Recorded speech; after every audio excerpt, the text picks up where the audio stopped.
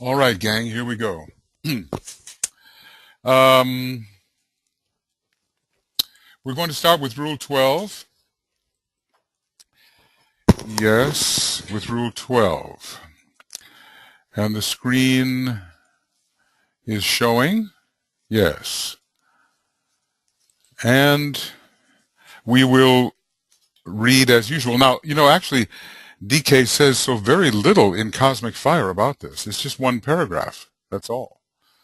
And then we're going to go into white magic and pick up the pieces. All right, Rule 12, and this is the section from, okay, this is the section from a treatise on white magic. The web pulsates. It contracts and expands. Let the magician seize the midway point and thus release those prisoners of the planet whose note is right and justly tuned to that which must be made. Obviously, we've entered the etheric plane now, haven't we? And we're dealing with duality and pulsation. Now, the midway point, we have to determine what the magician is going to seize. The midway point and the midway spot may not be the same. Because before, what did we find that the midway point was? Let's see. Let's go back over here for a second. The midway, it was Rule 8. The midway spot, let the guard himself from drowning at the point where land and water meet. Now that may be the midway point. The midway spot may be that center in the etheric brain around the area of the pineal gland, which is essentially the magnetic field of the third eye from which all of this is controlled. So we have to see what he's going to say, being very careful with the wording, because DK is certainly, whoops, how do you like that? I knew I forgot something. Am I red? just please ask me, have I pressed all my buttons? Okay? But when it's time to begin, I have a number of things here. This is third ray madness. So anyway, the web pulsates, it contracts and expands. And we're going to be dealing with interludes on this. Let the magician seize the midway point. Now, we have to see which spot he means there. And thus release those prisoners of the planet whose note is right and justly tuned to that which must be made. So not any material will do, not just any material will do.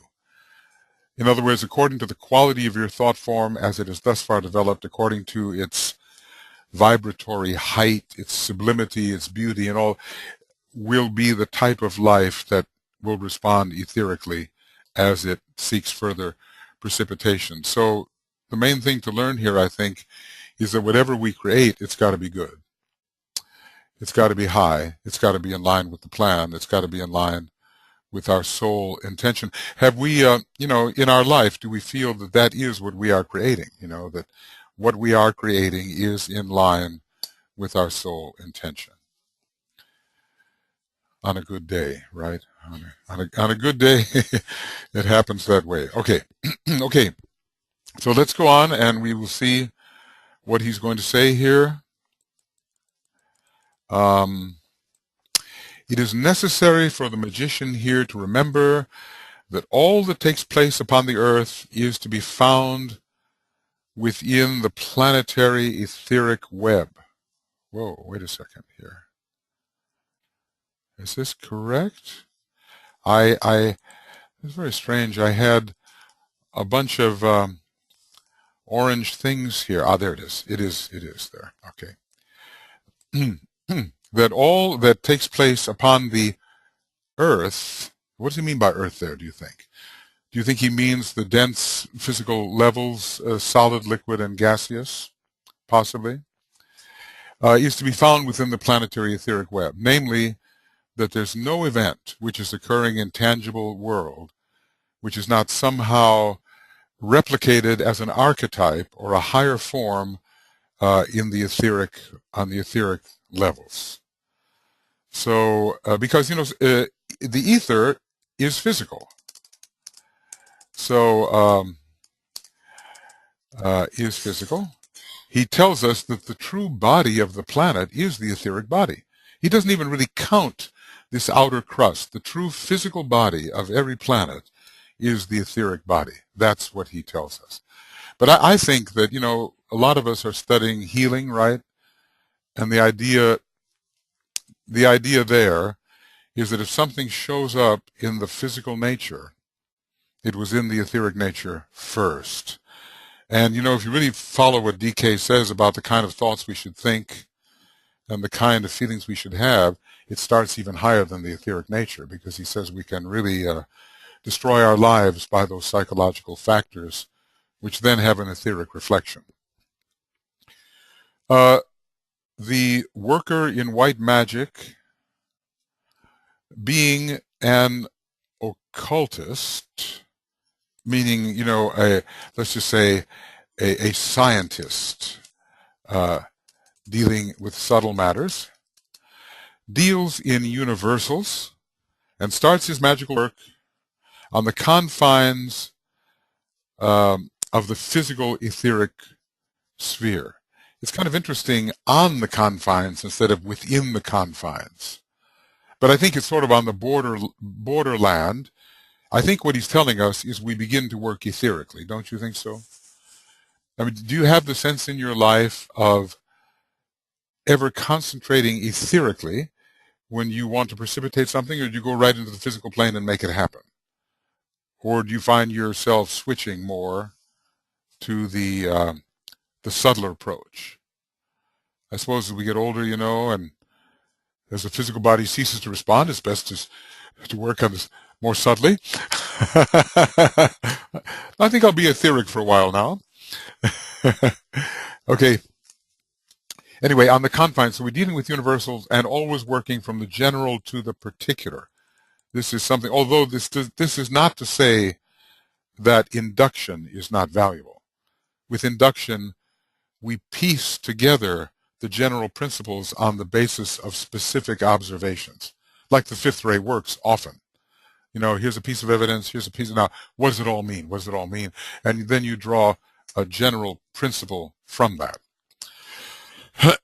Okay, his problem is to locate those, that's an interesting word, locate. We really have to have etheric vision to do this properly, to locate those lesser lives within the web, and by the way, a very third-ray word, isn't it? Who are of the right order to be built into the proposed thought vehicle. Does anybody have their white magic book with them? Here, what's rule 15? No, it's not rule 15. It's maybe it's rule 13. It's something about the 4 shades of violet that you have to. Can you find that? If you can't find it, I can maybe find it.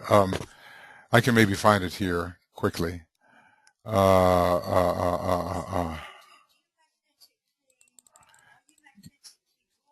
Yes, and you see it.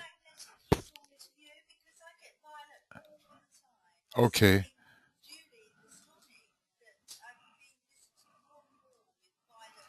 Yes. Well, I think you have some of this seventh ray quality. This is my impression about you. Here it is, rule 13, I believe, right here. The magician, here it is. The magician must recognize the 4. Recognize the 4. Note in his work the shade of violet they evidence, and thus construct the shadow. So we have to have that type of etheric vision, which allows us to actually see who we're working with and use the proper words to work with those lives. When this is so, the shadow clothes itself and the 4 become the 7. So at first, look, you know how it goes. We feel. Touch comes before sight. So at first, we're feeling the appropriateness of a particular type of life, and it often goes rather unconsciously in the way we normally build. But later, we are told we have to see and sound the note and, watch the process happen. This is all amazing, but he tells us that toward the end of this last century and now in this century increasingly, there is going to be such an activation of the etheric levels that we will normally see with our physical eye that which was hidden from us before. And probably, maybe it works out for you sometimes, but in a semi-dark room, semi-dark, do you ever see a lot of little stuff dancing around? Like, what is all that stuff, And that is chaos. That is etheric chaos, which can be imprinted with thought forms. So even now, I think, just try it once, let your eyes get accustomed to a semi-dark room and see if there's anything there. Because I think you will find that there is something there and that you don't have to be psychic to see it. It's just part of your vision. Okay. All right. So his problem is to locate those lesser lives within the web. Now, I wonder, why do you think it's called a web, the etheric web? A third-rate word, web.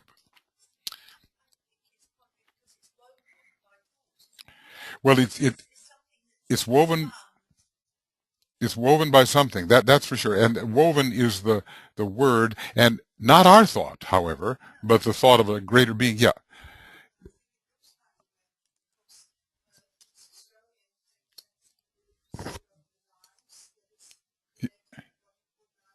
Yes.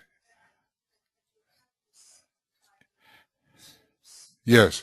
Many interlaced and interwoven shapes, and it's all said to be just one energy thread, which is an amazing thought. We probably think of many threads, but this whole thing is simply one thread ultimately. So that's that's an amazing thought. Exactly. Yes. The spider uses one continuous thread. Yes. As a matter of fact, I have a scientist friend who says, well, all the many electrons in the universe are just one electron, he says. And he has a perfectly good reason for saying that. I'll get him on Skype and he can tell you why. I won't dare. Okay. Okay. His problem is to locate those lesser lives within the web who are of the right order and to be built into the proposed thought vehicle. Right now, we maybe can't do that, but we are told that there are 4 shades. How does it go? Lavender, light violet, violet, and purple. So I think we're, trying to build in the higher stuff, a higher etheric forms, because basically our physical permanent atom is on what level? Physical permanent atom is on what level? Yes, it's on some level, isn't it? Um, it's on the atomic etheric plane, isn't it? It's on the atomic etheric plane. In other words, our physical permanent atom is not physical at all. It is etheric, isn't it?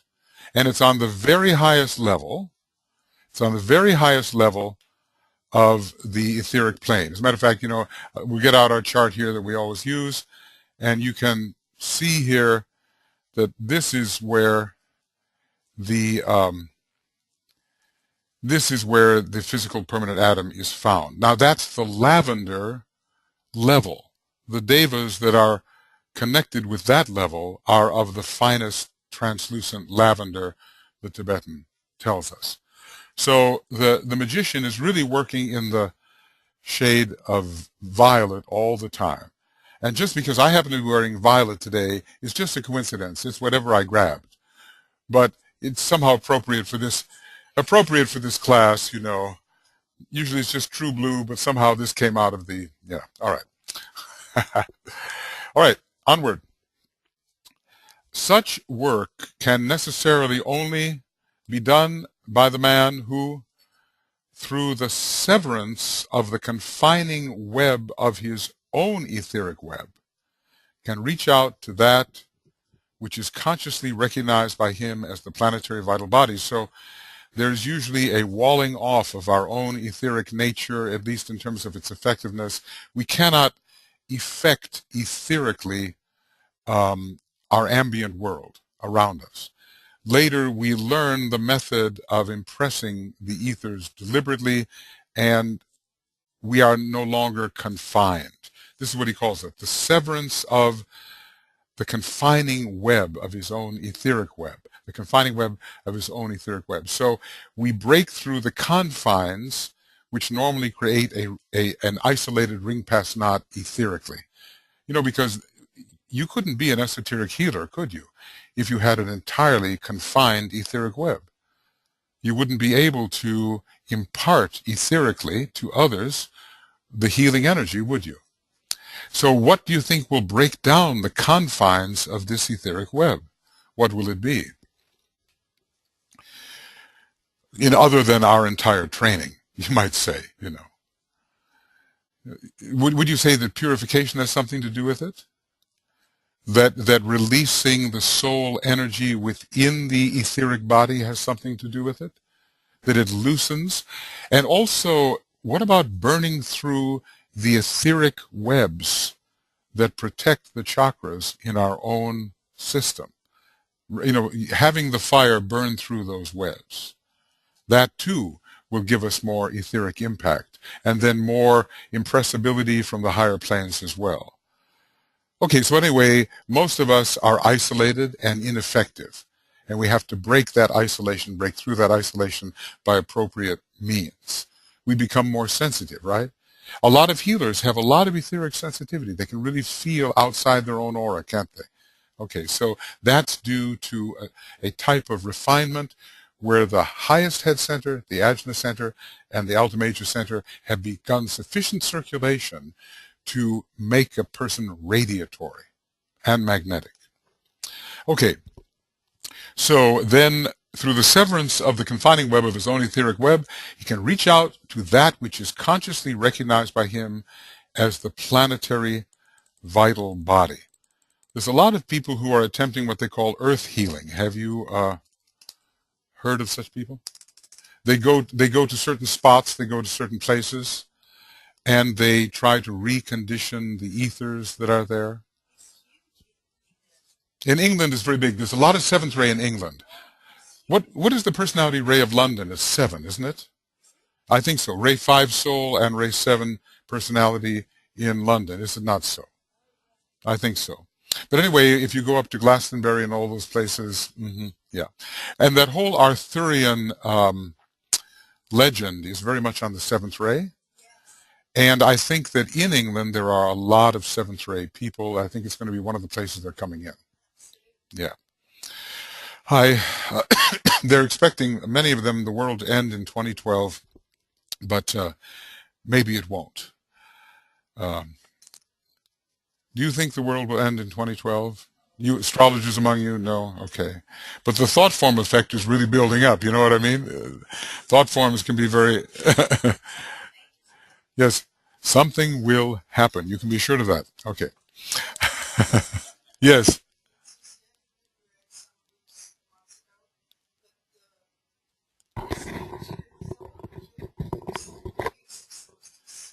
Yes, absolutely. Yeah. The thoughts creates disasters, and people are really looking forward to, well, it's a symptom of wanting a great change, an elevation. People call it now ascension. They just use words very loosely. They are tired of the pain and drudgery of life. They want to ascend. People are projecting all of their fantasies on the year 2012. And yeah, the Mayans don't agree. Yeah. Yeah, but they've taken that part of it, and now there are a lot of conferences going on. I just attended one, and some very intelligent people there, astronomers and mathematicians, so forth, that do see something occurring at that point. So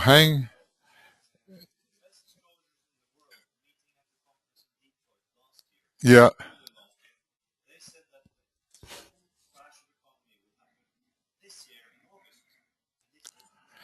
So the astrologers were wrong about the crash of the economy in this year. Right. Well, I think there are a lot more factors at work than we, with our small astrological science, can take into consideration. Anyway, DK gives 2025 as an important date. He gives 2035 as an important date. He gives 2117 as an important date. It sounds like he's intending to be around. Okay. All right. Okay, so only he who is free can control and utilize those who are prisoners. Now, the prisoners are the unliberated etheric lives.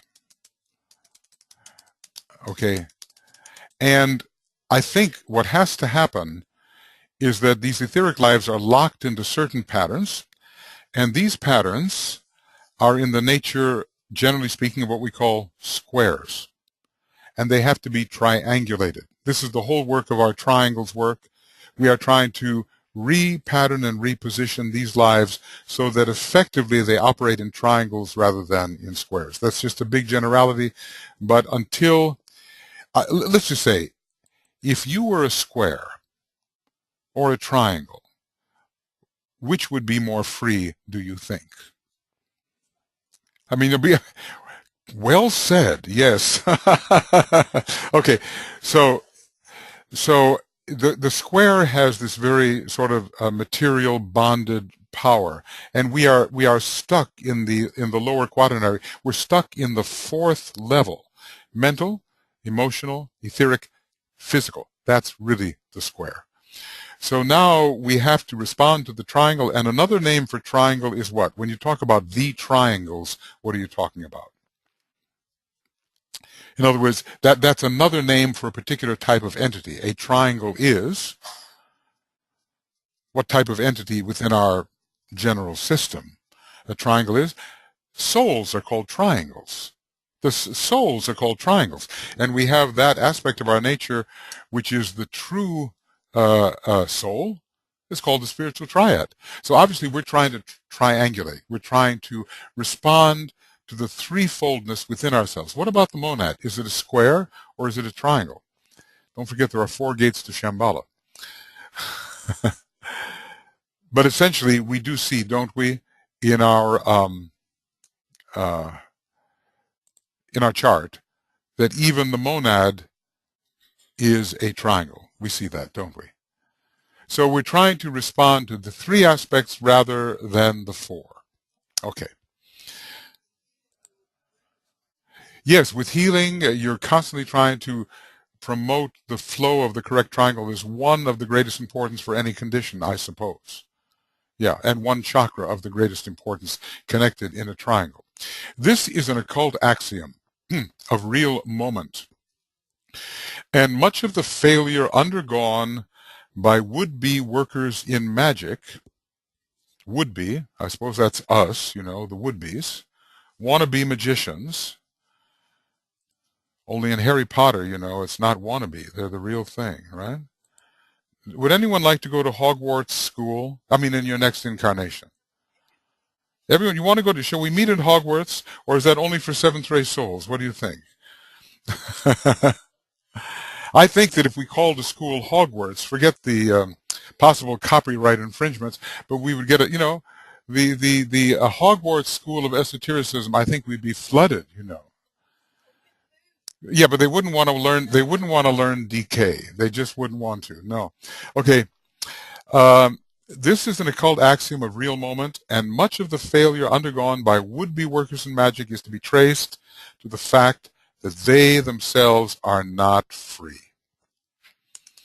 Okay, so Hydra still active, and desire is still in bondage. To low magnetism. Do you feel like a free individual yet? Who here is free? Do you have moments when you notice your lack of freedom? Yeah, on a bad day. Okay, the prisoners of the planet are those myriads of Deva lives, and here he's not really distinguishing between elemental lives and constructive Deva lives, who form the planetary pranic body and are swept in on floods of vital force emanating from the sun. I guess it's all a big question of where you put your prana.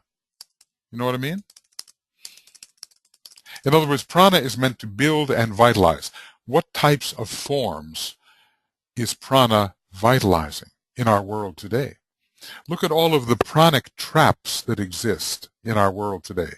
All of these forms that are taking the prana to sustain themselves, and they are not forms in line with the divine plan. Look at ourselves. I'm sure we are sustaining many habit patterns, which are a few, which are not in line with the plan of our soul for us. They eat the prana, and the prana is not free.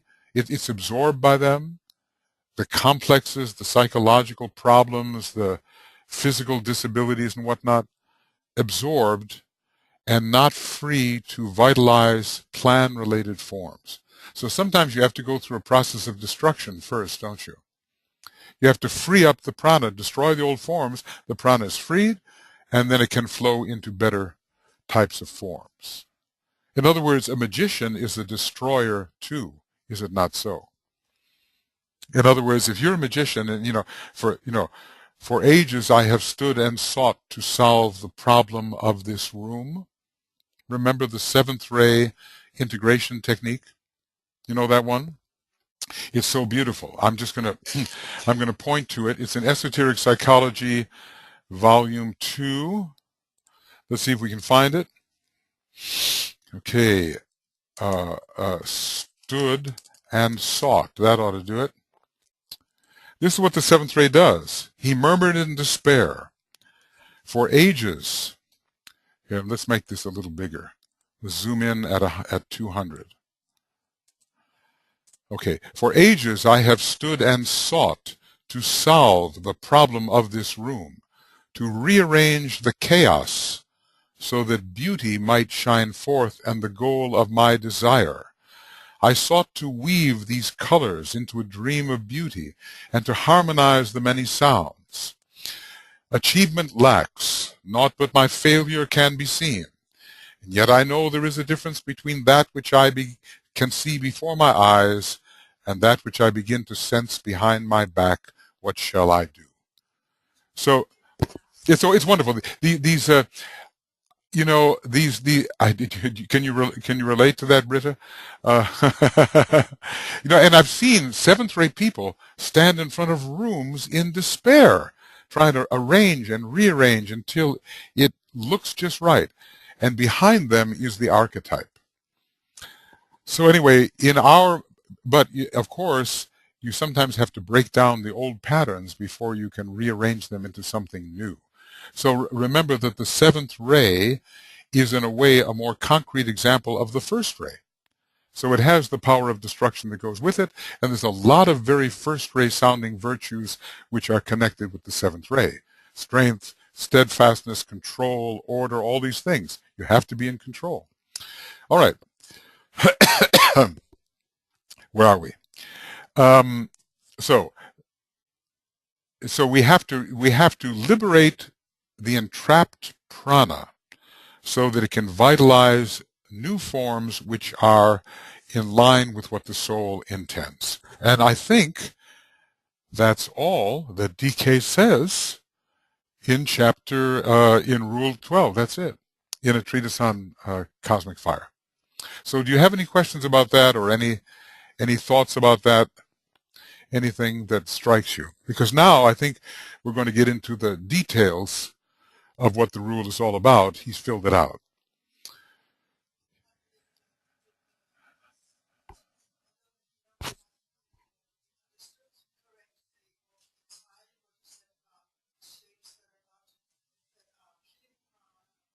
They are absorbing it.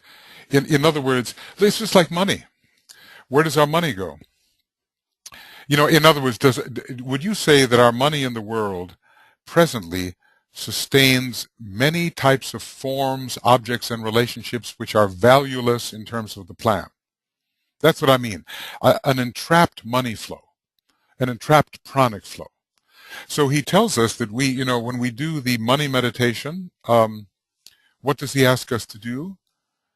to visualize the stream of flowing golden prana flowing into the hands of those who represent the forces of light, correct? In other words, out of the, he says billions are spent on candy and lack of, and things that are not necessary at all. He says those billions have to be released. So that's a destructive act, isn't it? It's a redirecting of the prana. And then what happens when you redirect the prana? What happens to the old forms? You know what happens, right? They die, right? Because they're not supported. So when you redirect the money flow, you say, well, I no longer support that. Suppose you've got a good government program, and the government says, we don't have enough money, we're not supporting that anymore. What happens to the program? It just falls apart, right? So prana holds things together. It has an inherent structuring power. So this is a question for all of us. How do we spend our money? How do we spend our prana? Is it vitalizing forms which are of the utmost use in our life and for our soul mission? But do we actually sit down and take an inventory and actually look at how these things are done? We try. DK says that according to how an aspirant spends his money, this is one of the very first tests. What types of forms are you empowering through the flow of money? And you might almost say through the flow of attention, right? In other words, where do I put my attention? What experience am I buying? He talks about how we buy our experience. We spend our energy on certain types of experience. What are we buying? And then it gets right into Taurus and Venus, doesn't it? What's our sense of values? How do we spend our prana? The second house, Taurus and Venus, have a lot to do with the prana, with money, with gold, and how it is spent. So we're being tested right there. Well, when you find yourself saying, well, why do you do that? They say, why do you do that? And you say, oh, well, that's just me. That's the biggest cop-out in the world, right? In other words, it's like saying, I will not examine who I am. That's the way I am. Don't tell me about it. That's who I am. I've said it many times. Oh, you just got to get used to it. That's just me, Or actually, that's just I is the right way. Okay, now we will move into a treatise on white magic, and it's much more detailed in its approach, much more detailed. Okay. We seem to be bringing in a few others. It's nice. Whoever stays up 24 hours on this webinar is going to get a special reward. That means they won't sleep all night. They'll just be with us. Okay? And the group will determine the reward, right? Okay. Rule 12, again, the web pulsates, it contracts and expands. Let the magician seize the midway. That's a strong word. What do you think? Is it a willful act?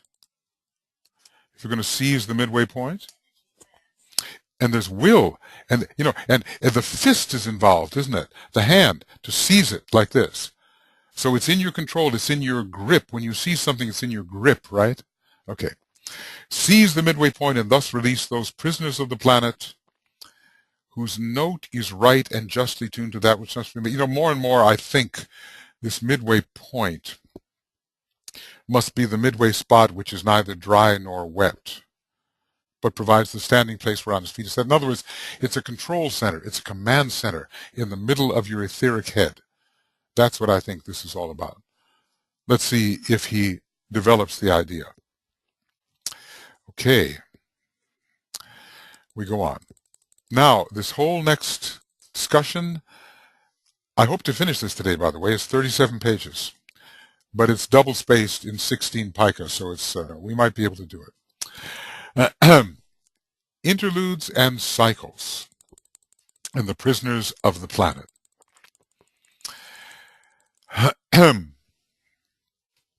We now come to the 4 rules which concern the physical plane. And when he says physical, he doesn't mean only dense physical.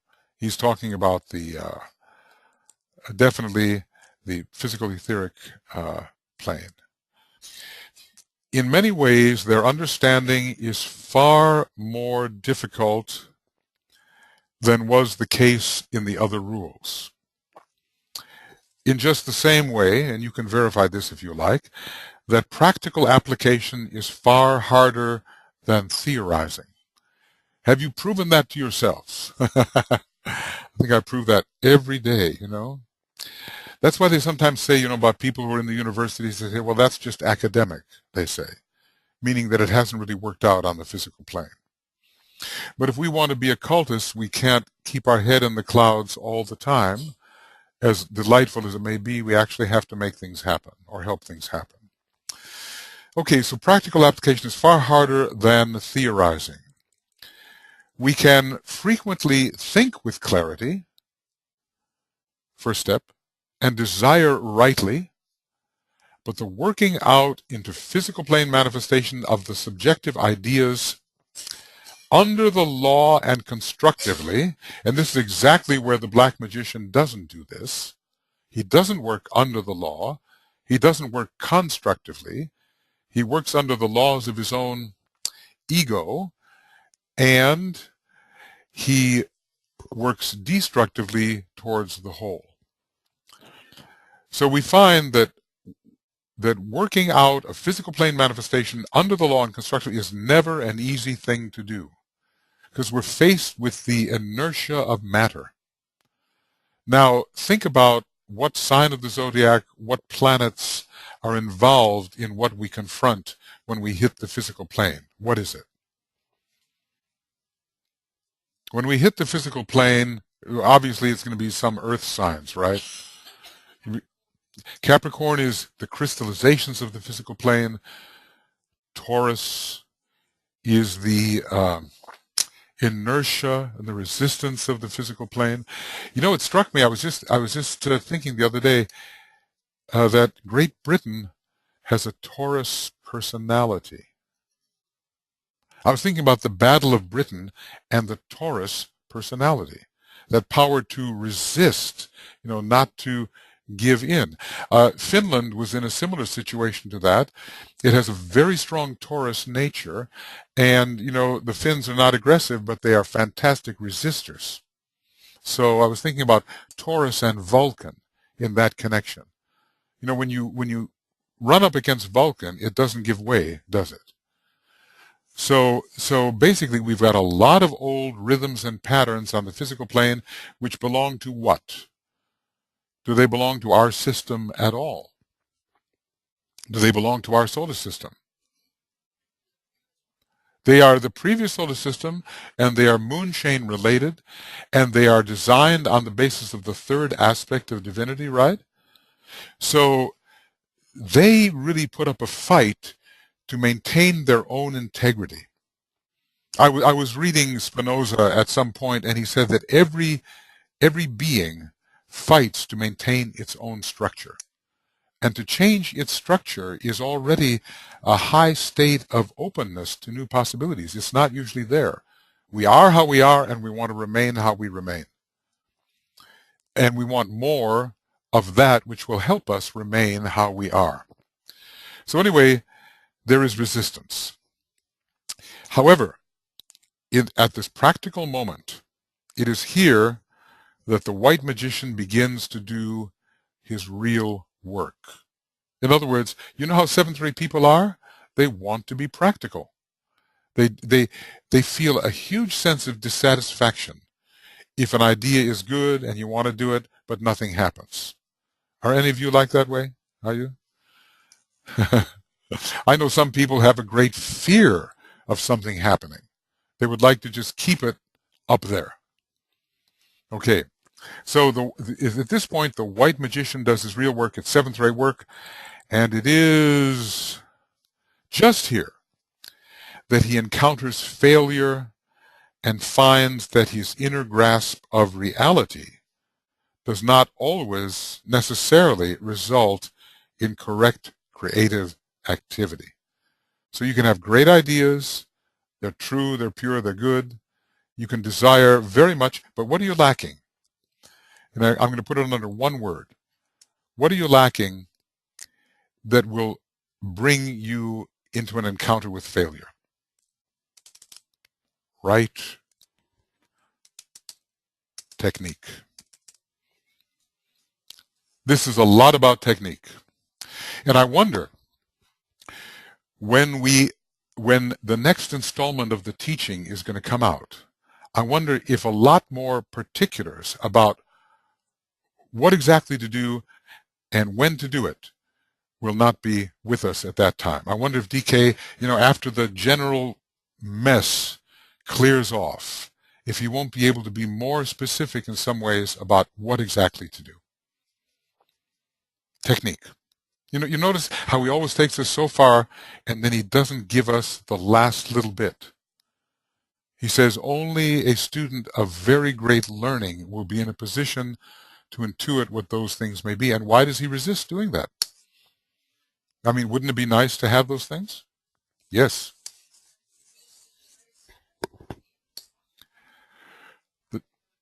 There's going to come a lot more of that, And I think when he begins to realize and the masters begin to realize that, okay, people are on the verge of really manipulating matter. Look at what they're doing with genetic engineering. See, then some additional guidance will have to be given.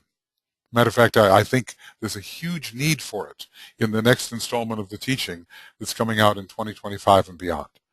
Because we are on the verge of possibly going the wrong way. What would it be if we tried to clone slaves to do our work for us? You know what I'm saying? In other words, if we made some kind of hybrid being that was mixing animal and human parts and all. I mean, you even see the movies are coming out with that kind of stuff now. It's that old Atlantean thing that was done in those days, and who's to say that we wouldn't repeat that?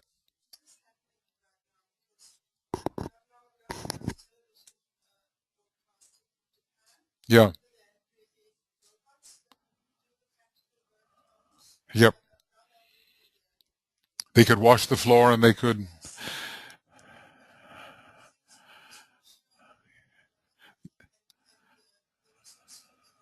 Robots.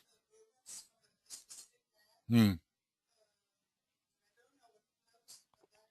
Well, yeah, it's coming along. Did you see the movie Artificial Intelligence? Well, in this particular case, robots began to look very human-like, and you could begin to develop much more satisfactory relationships with robots because they were ever so predictable and they knew what they were doing very well.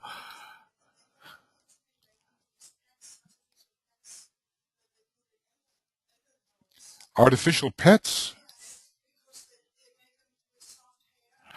Oh, okay. Big round eyes.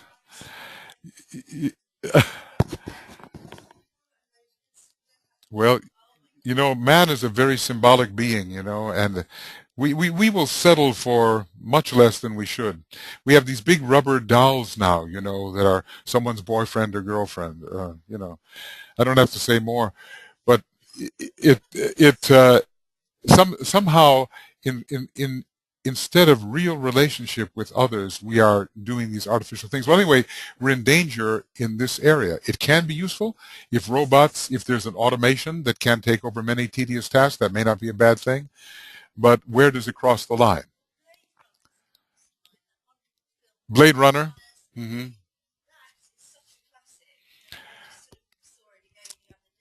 Mm. I'll have to see this Blade Runner thing. I know it's been out for 20 or 30 years, hasn't it? I haven't seen it. Okay, Anna.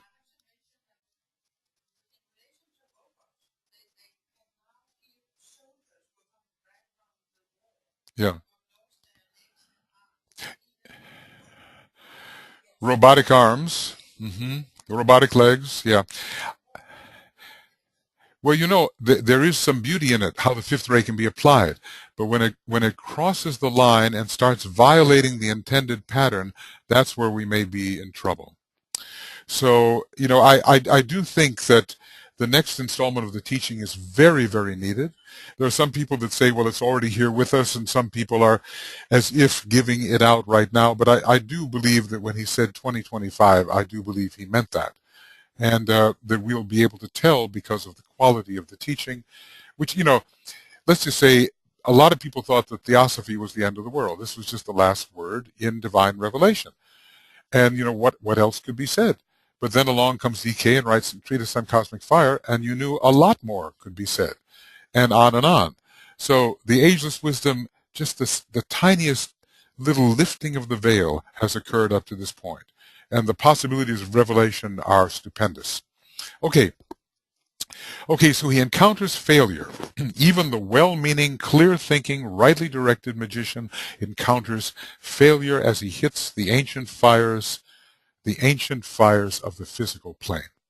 Okay, in a treatise on cosmic fire, there will be found certain points of interest for us to consider, and I would like to quote a few of the words from them. So he's going back to cosmic fire to quote. Okay. It might be useful here to remember that in the work of creation, the white magician avails himself of the current ray influences. Now this means that creation is going on even when the seventh ray is not in. I mean, one will constantly create. Man is a creative being, right? But when the third, fifth, and seventh rays are in power, either coming in at full meridian or passing out, the work is much easier than when the second, sixth, or fourth are dominant.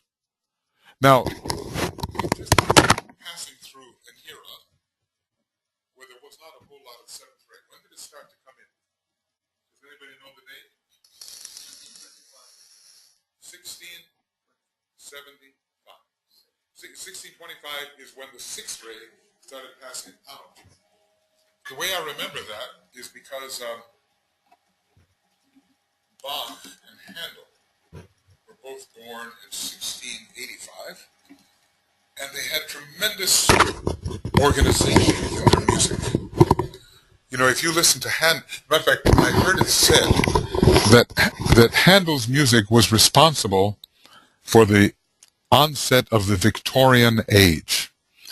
I don't know how this was reasoned, but there was such propriety, such stateliness, such dignity in it that it was absorbed into what became the Victorian age. And everybody knows about Bach that the organization in his music is astonishing.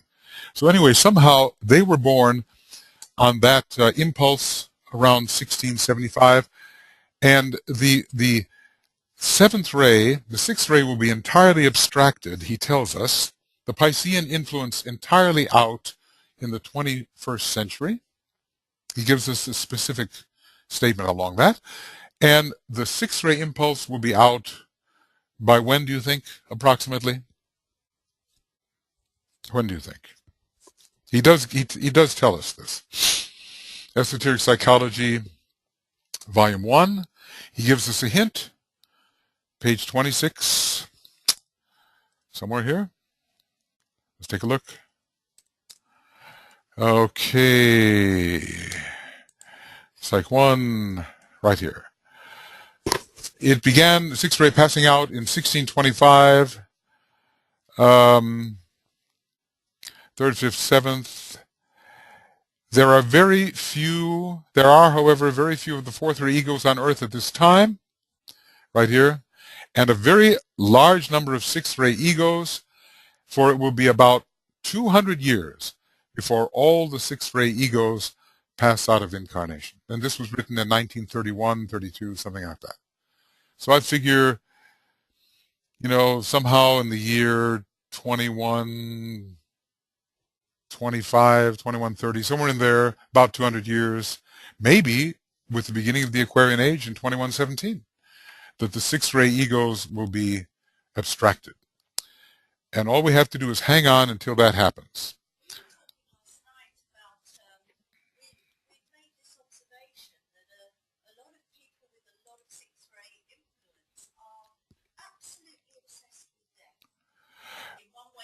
It's the Pluto Obsession with death is the Pluto-Mars syndrome. Uh, and, we say, well, Mars is a six-ray planet because it rules righteous idealism and all kinds of idealism. But what about Pluto? Pluto has a very strong six-ray component on one of its levels, and it involves the solar plexus, the disappearance of emotion into the solar plexus, into Hades, as it is called. That's Pluto, also six-ray. Why are they obsessed with death? Because regular life is not meeting their requirements. Yeah. In other words, they want to abstract themselves into a more fantasy-driven world, the world of desire, where whatever you dream can come true. So it's very unrealistic. That's why DK says of six-ray people that they have to have their feet on the ground. They need common sense. Does anyone here feel like a six-ray individual, or perhaps having come off of that ray? Yes, yes.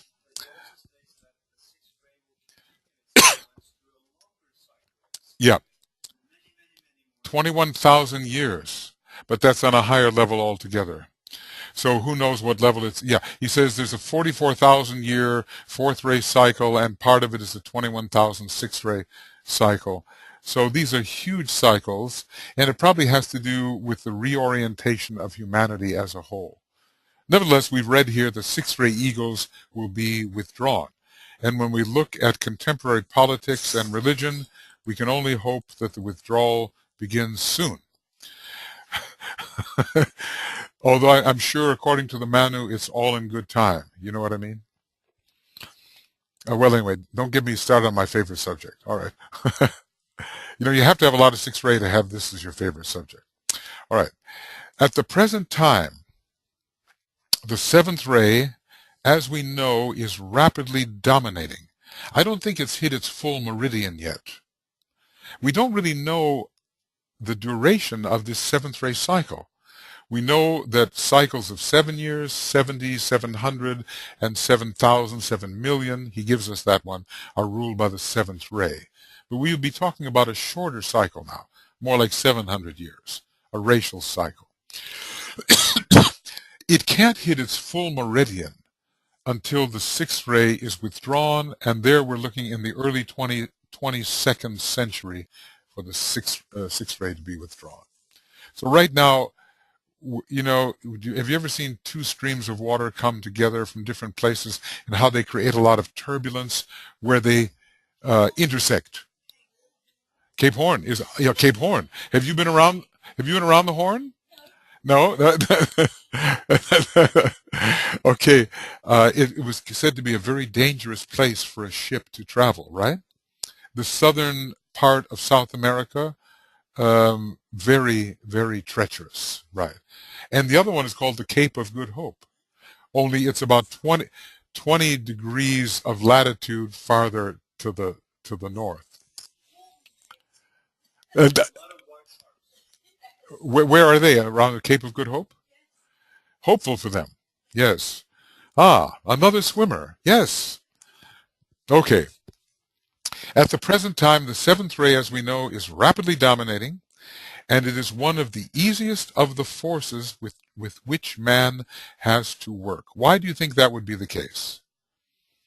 One of the easiest of the forces with which man has to work. Where is man focused now? Because thy life is mostly centered on the plane of concrete life, thy words and speech will indicate thy thought. To these play coasters. Where are we focused? This is it, right? It's not Atlantis anymore, is it? We have our Aryan focus is very sort of mental physical, isn't it? So it attunes us with this ray of physical change. Okay, one of the easiest of the forces with which man has to work. Okay, under this ray, it will be possible to build a new structure for the rapidly decaying civilization. Look, this was written 80 years ago. Do you think the rate of decay has increased? What I would like to see is the rate of propagation of DK's work increase. There's decay and there's decay. But when I look around, sometimes I think our whole society is falling apart. You get that impression in England at all? But however, in all of the decay and corruption, a new structure, unseen by many, is emerging. And we are part of that structure. We are part of that structure, hopefully, if we really, keep our values correct. We are not seen yet so much. But when everything falls away and falls apart, something will be there that has been up and coming. It's the same way, how it worked in a different way, of course, but with Christianity and the decline of the Roman Empire. Not to say that Christianity was always the best thing in those days, but when it fell apart, Christianity was there, even contributed to its falling apart. Okay, under this ray, it will be possible to build a new structure. This is the ray of the builder, isn't it? What are the devas sometimes called? Builders. Builders. Ray 2, Ray 7, builders, okay?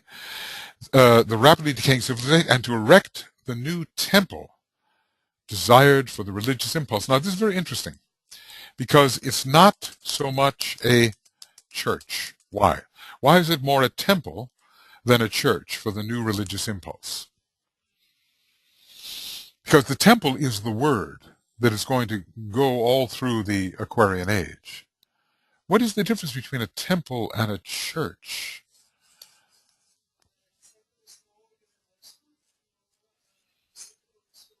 Universality. Yeah, there's more inclusion in it, isn't there? Yeah. I think, and it has that sort of aspirational, upward tending sixth ray connotation. Also, there's going to be something here about our own temples right here in what goes on between these temples. This will be a literal occult physiological application of the word temple. Also, when we build our causal body, we're not calling it the Church of Solomon, are we? In other words, we're not saying we're building a church on the higher mental plane. Maybe if you're a sixth-ray soul, you are. I don't know. But we call it building the Temple of Solomon, right? And we call it also the temple not made with hands, eternal in the heavens. It's so interesting about the analogy with King Solomon. So the story goes, as his temple was being built, there was no sound of hammer or any other tool. It was being built in silence. Of course, that's just an analogy and a symbol. It's an allegory. But what about us? Is our temple not being built in silence? It is, isn't it? Okay, we're all building our temple. So the seventh ray people are called the temple builders. And of course, Masonry, which is the archetypal seventh ray form reflecting initiation, these are the builders of the temple of the new age, to which all people may bring who they are, and they will all fit into that temple as a stone would fit with right exactitude. So each one of us, divine geometry, we will be the polished stone which will be built into the temple of the new age. So we have to work on ourselves, right? We have to polish ourselves up so we can fit. Otherwise, we're rough stones, as they say. Tough to be built into the temple. You could be built into the tabernacle in the wilderness as a rough stone, but to the beautiful temple of Solomon, you have to be polished. So if you're going to get polished, this is what occultism is all about, isn't it? This kind of spiritual training, polishing us up. Okay. Okay. So moving on.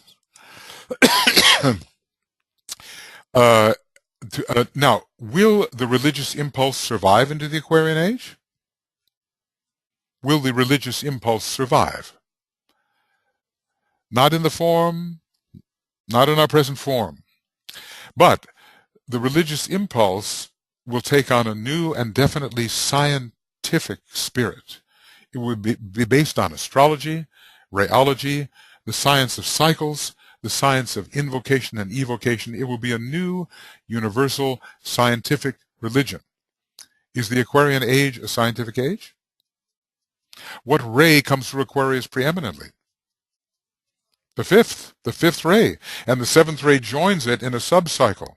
So this is perfect for a new scientific ritualistic religion in which we're already, what are we doing now to kind of build for that? We have our full moon work, don't we?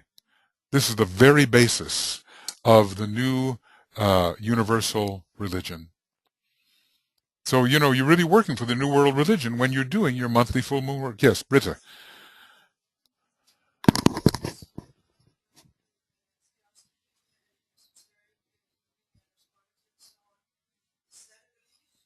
Is it a belief?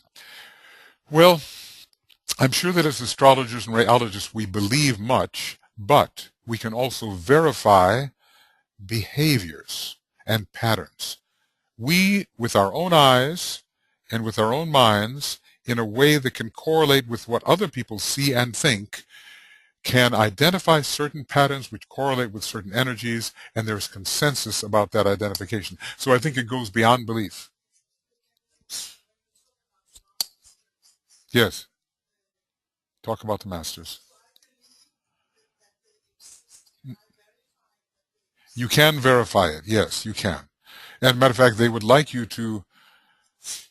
more students to be able to verify their existence. Like DK said, a few of you can contact me directly. A few of you have that contact but realize it not. Others of you are struggling to achieve it. But he is wanting verification of his existence. How will that happen? What's the very first principle for such verification is very simple. Contact with your own soul. It's the very first master that you connect with. And when you contact and are infused by your own soul, the master can contact you. And not before, really. It's a big risk if he tries to do it before, because everything within us just is called to the surface and rebels and makes a big mess. But he did try it with these people. And they were semi-soul infused. Semi. Maybe enough, but it wasn't a success as he had wanted it to be. But do we have to believe in the masters? Well, what do they say? Faith is the substance of things hoped for, the evidence of things not seen. So faith is substance and faith is evidence, right? So meaning faith is not just blind, faith is substantial, and faith is an indication of that which actually exists, if it's the right kind of faith.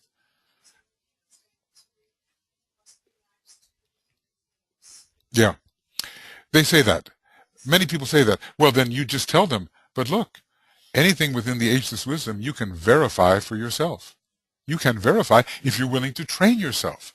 That's what Alice Bailey said was the true meaning of the phrase, the meek shall inherit the earth. What does that mean? If you're just a helpless little humble person who never offends and never does anything, you're going to inherit the earth? She says it's a different meaning. The trained shall inherit the earth. Those who are trained shall inherit the earth. Yeah, Anna.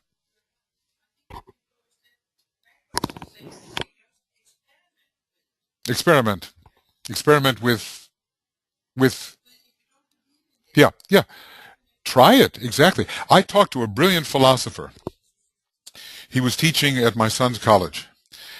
And he says, well, I took off a year or two and I went to I went to a monastery or something. And I was studying the Yoga Sutras.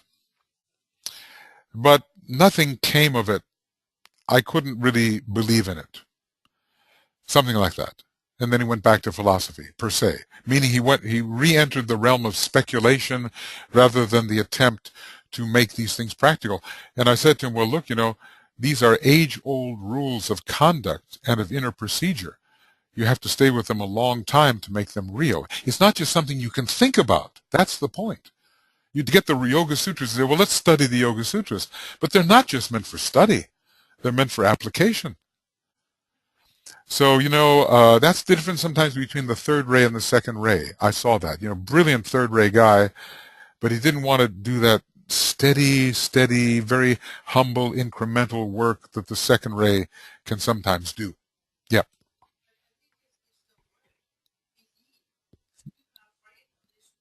Yeah. They don't want to believe in anything. Experiment is a good word. It's a nice Uranian fifth-ray word. It's an acceptable word. I think it's a good thing to say. Because, I was with my relative the other day. Her daughter was died in a tragic accident, and she just happened to be getting together with us on the day her daughter died, which was her daughter's birthday, which was the last degree of Scorpio.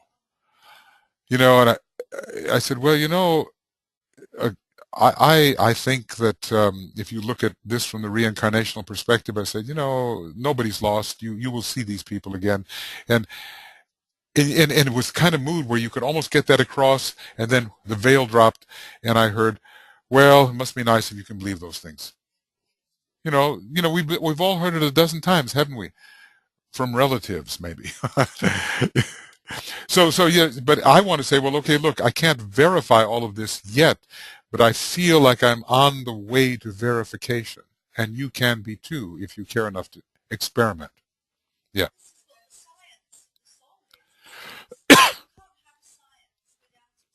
Can't have a science without experiment. No, no, you can't. You can't. And that's the whole Aquarian age. It's going to be the age of verification, the age of knowledge instead of belief. That's one of the most important things from Pisces to Aquarius.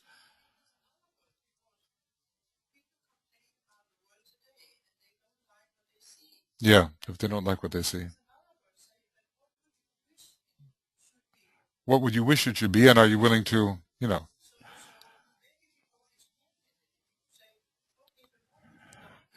Well, here you're giving us your method of conveying the teaching to the people who are brand new to it, reaching for something they don't quite know what it is. All of us have that job, don't we? We're always going to run into people who just don't know what we're talking about, and we have to find the bridging method of doing it, don't we? Well, silent. Well, DK is going to deal with saying nothing in just a minute here. So maybe we'll move on to that, and then we'll have to take our break in 20 minutes or so. Okay, so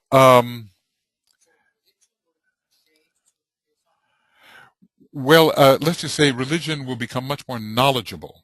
There will be a science of invocation, a science of cycles. Astrology will be recognized, and also rheology. He says by the end of the 21st century, HPB said this, right? Occultism must win the day by the end of the 21st century. She used a fancier word for it, but the idea was by the end of the 21st century. So that gives us another 90 years or so.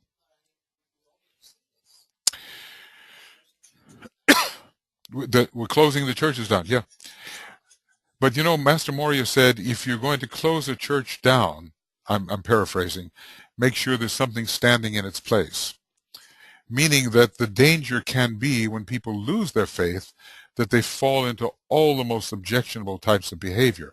So we have to come up with an alternative to reorient the religious impulse.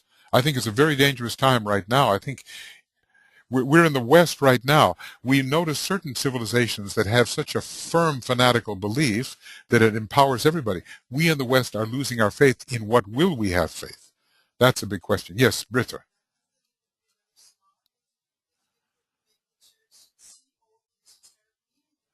See the esoteric meaning of the Bible. Yeah. Well, you know what's really good on that. So there's these books by Jeffrey Hodson called The Hidden Wisdom of the Holy Bible. There's about 3 or 4 volumes. And I think I told you this before, at least I learned it. It was given to him by the Brotherhood of Luxor. And yes, yes, very interesting. Some kind of Serapis Bey's group, Robert Ward and Polydorus Iseranius, Master P. Gave this information to Jeffrey Hudson. I believe he was saying he had that association. And so the bridges are there. They are possible. They are potential. We just have to care enough to influence everyone we can, to influence everyone they can. This movement has to spread before it's too late. Because already you see people, look at all these young Satanist kids, for heaven's sake. The seventh ray comes in with this emphasis on ritual magic. and they fall into, all this. This is actually not a bad symbol. This is Kuan Yin's symbol, but they don't know that. It's actually to ward off evil. They think it's a different thing. But there's so many kids falling away from true faith into something which is much more dangerous. So, each one of us has to ask ourselves whether we're doing enough, given what we know and what we are at this present time, to help reverse this condition. It's a very dangerous time now, these next 15 years, very dangerous. This is fourth-rate pessimism, but I have long-term optimism, okay? We just have to get through this peaking of the recalcitrant, recrudescent sixth ray energy. Okay, like I say, sixth ray and nuclear energy is an unholy cocktail. We don't want to drink it. Exactly. When you're just about to die, you exert tremendous power. As a matter of fact, part of the healing process, as I understand it, is you give the person enough energy either to be healed or to go. So, if you've ever watched any good Italian opera, just before the heroine dies, she can really sing that aria very well. She becomes reanimated, and this happens in La Boheme, and this happens in La Traviata. The heroine gets reanimated just before she dies of course, TB, but it is a great moment in opera. Anyway. It is apparent, therefore, whoops, I'm sorry. Okay, something is apparent. Just a moment, and I'll tell you what's apparent. There we go. It is apparent, therefore, that the day of opportunity is with us, and that the coming generation, what does he mean by that? The coming generation can, if it so wishes, perform the magical work with many of the factors present which will tend to produce satisfactory results. DK is a little bit low-key. You never see him exaggerating, okay? This will be satisfactory. He says the path of discipleship is difficult, but it has its compensations. Okay, so he plays it down a little bit so we don't get glamored, glamored. The next generation is not just 25 years, don't you think, when you look at this? He's not just talking about 25 years. He's talking about the next tide of spiritual students. It may go over 100 years, something like that. That's what makes sense to me. Not just I'm writing this in 1930, so this cuts off at 1955. Not like that at all. No. The fifth ray is passing out. Now look, he wrote this in 1932 or 33. Was the fifth ray passing out? When did the fifth ray come in? Page 26, Esoteric Psychology 1. When did you got? Just memorize those few dates. 1775. Fifth ray comes in. Now, if Stephen Pugh is correct, and he often is on these things, a 350-year cycle, 175 years, that would take us to the year 1950, wouldn't it? If you had 175 to 1775, yeah. So that'd be like the meridian, and then it goes down. But it was really interesting. This was written before they had to abstract the fifth ray. From 1950 to the year 2000, the fifth ray, in its intense aspect, was abstracted. Why? Why is it being pulled back? It's been pulled back. Why? He gives us the reason. Ahead of its cycle. Pulled back ahead of its cycle. Why is this?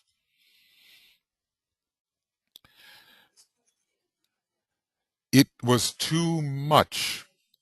Man was so smart that before you know it, such an imbalance would be created.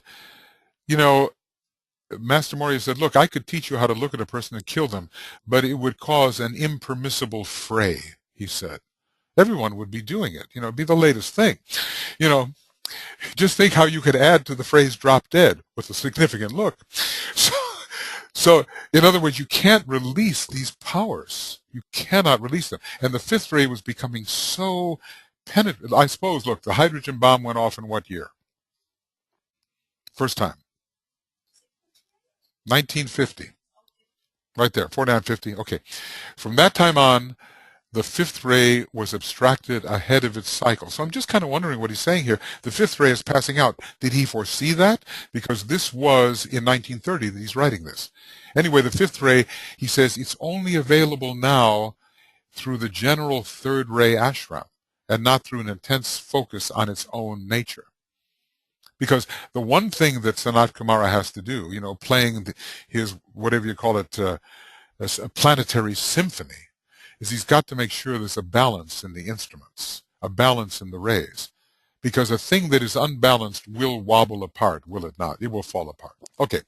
The fifth ray is passing out by special dispensation, but its influence can still be felt. You bet it can, because look, the atomic bomb was not even created when this was written, so its influence surely could be felt, right? The third ray is at its full meridian. That means it's like noon. It's noon in third ray time.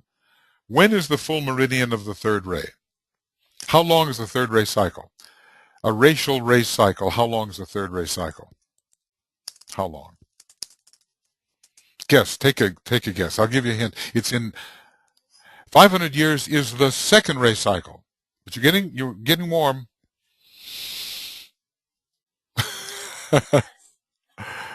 Come on now.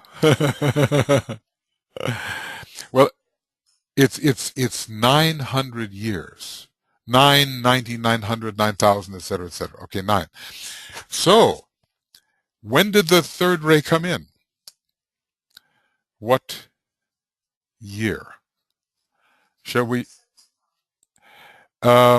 It's probably close, but not exactly accurate. It's a little bit, it's before that. 1425, which was like the beginning of the Italian Renaissance. And by the way, if you think about it, in the new schools, where is the advanced third ray school located?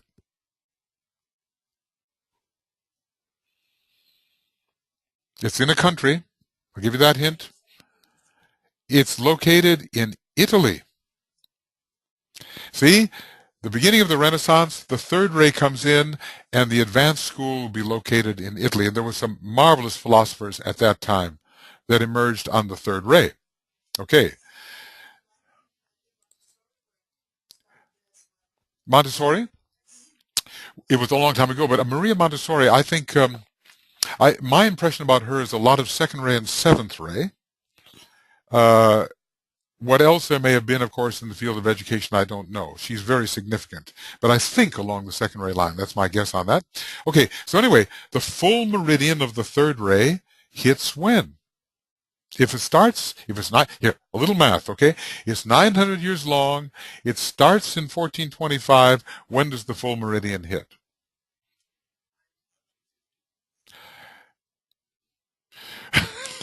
Okay, all right. Let's start here. What is half of 900? What happens when you add 450 to 1425? What happened in 1875? Give me that old TS Society. The Theosophical Society started in 1875 at the exact meridian of the 900-year third ray cycle. Very important. Okay. So anyway, it says here we are, this was a 50, 60 years afterwards. It's a full meridian. When does it go out? Add 900 years to 1475 and you get, 1425, 2325. So for all practical purposes, it was at the full meridian when he was writing that. But he also said a very interesting thing. He said, philosophy has just about expended its value. He didn't say exactly like that. He said, it has reached its consummation. It is subsiding. It is no longer. That philosophy per se has reached its apotheosis. Probably, somewhere around at the meridian of the third ray cycle. And now it's just tapering off. Now it won't be philosophy anymore. Why not? Why not just philosophy? How does the third ray feel about the seventh and the seventh about the third? What does the seventh ray say to the third ray? Yes. So let's be practical. Let's do something. Let's change the shape of things. Just don't talk about all this stuff. Let's do something. So you can understand why the third ray might wane a little bit, but remember that in the synthesis ashram, Master R, is he seventh ray or third ray? Or is this a trick question? Master R is a seventh ray soul with a third ray monad. Okay, so obviously he'd have to be. He's the Lord of Civilization. He's the head of the whole third ray department, isn't he? He's got to be a third ray monad. So that means when the ashram of synthesis is coming in, ray 1, ray 2, and people say, well, it's ray 7. Yes, but it's ray 7 as the expression of ray 3. So ray 3 is still very, very important because of Master R and what he will bring. Maybe he will be the avatar, who's called the seventh ray avatar, who comes in at a certain point, having not quite the wisdom of the Buddha, not quite the love of the Christ, but a measure of those, a reasonable measure, and tremendous manifesting power. Will he be one of the manifesting masters? Master R? Don't you think so? He showed up in Europe. That was pretty manifest, wasn't it? So he has the habit of manifestation. So in a way, he will be one of the foremost. He'll be right out there showing what can be done. Okay, so anyway, that's a little on the rays. The fifth ray is passing out by special dispensation, but its influence can still be felt. The third ray is at its full meridian, and the seventh ray is rapidly coming into right activity. They oftentimes say that, when a ray first comes in, the negative will show first, often. He says the Black Lodge will always get a hold of a thing first, and then it has to be worked out. He said it was that way with the Nazis. They got a hold of strength through joy and joy through strength. They got a hold of the keynote of the Aquarian Age, and they adapted it to their own purposes in their youth groups. Okay. All right, so the seventh ray is rapidly coming into right activity. It came into activity for a long time. It's been with us already for how long? 1675 till now? 335 years. Much will consequently occur to make man successful, provided he can preserve constantly a right orientation, purity of motive and of life, a stabilized and receptive emotional body, and that inner alignment which will make his personality a true vehicle for his soul or self. So this is the formula for success. Right orientation. Are you rightly oriented? Do you think so?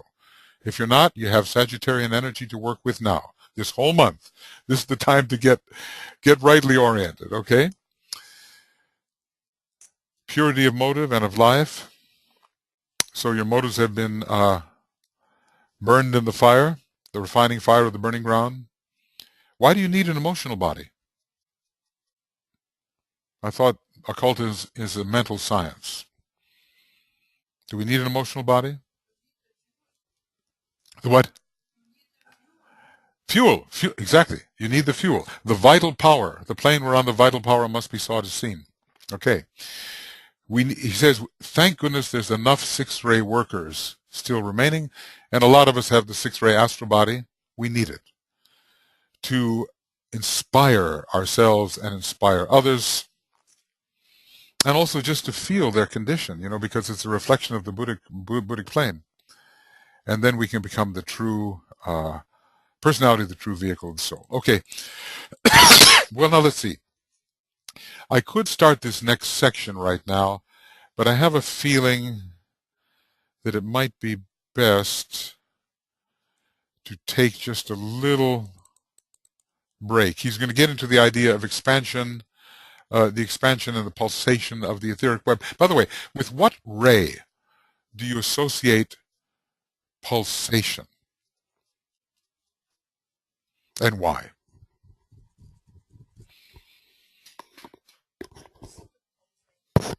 Pulsation is, well,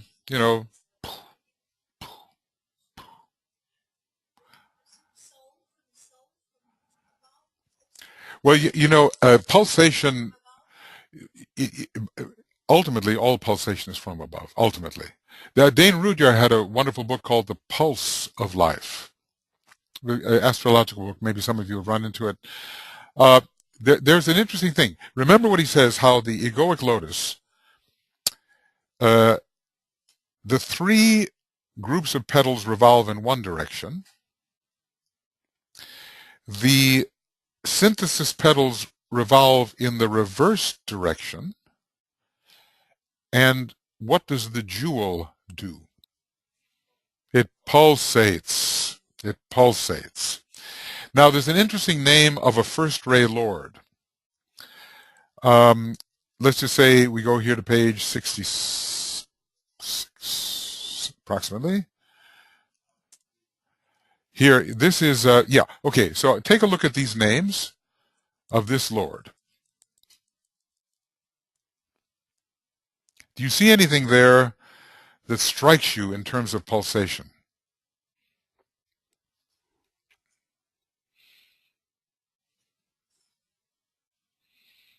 Quite some names, aren't they? Amazing names. But right in the middle of the list, yeah, see, exactly. The power that touches and then withdraws. And it was so interesting that to one of his first ray students, he said, look, you're not a teacher in the usual sense, but you have enough to give to people. What your job is to go out there and make a brief contact with groups and then withdraw. And make another brief contact and then go back. See, so it's kind of like a pulsation where you stimulate. And why had the first ray better withdraw after it touches? Or, well, think of it. Think of it. Now, here's your finger, and there's an electric socket. Okay, now you take your finger, and you put it in the electric socket. And do you hold it there? You know what I'm saying? So in other words, only it's the reverse story, because if you overstimulate through the touch, he says Shambhala is very careful. It measures exquisitely just how much juice it can give to any particular situation. It just touches and withdraws. Yes. Okay, good. So, what are we doing? Well, we're making our way through Treatise on White Magic, but as we go, we are stopping to make sure that we know what he's talking about. Because I don't know if you've had this experience, but you can read DK's books a long time and reread and reread and reread and maybe not have broken it down so you really know what these words really mean and what their associations may be. So this type of analysis leads to intelligent, pure reason, eventually, rather than just memorization. What am I memorizing? All right. It is now time. Yes. Rhythm. Exactly. Vulcan. You see, in other words, when you hit, you have to lift your mallet so you can hit again. And Vulcan is a very rhythmic planet. It is connected with the mineral kingdom. And it's connected with this whole idea of being able to shape things under pressure through rhythm. The mineral kingdom is the seventh kingdom counting from above.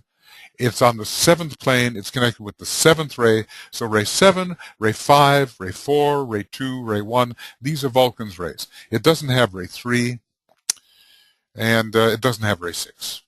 But all the other rays can be connected with Vulcan. All right, so we will take 15. Yeah, a couple of you with strong Taurus, you like that hammer imagery, don't you?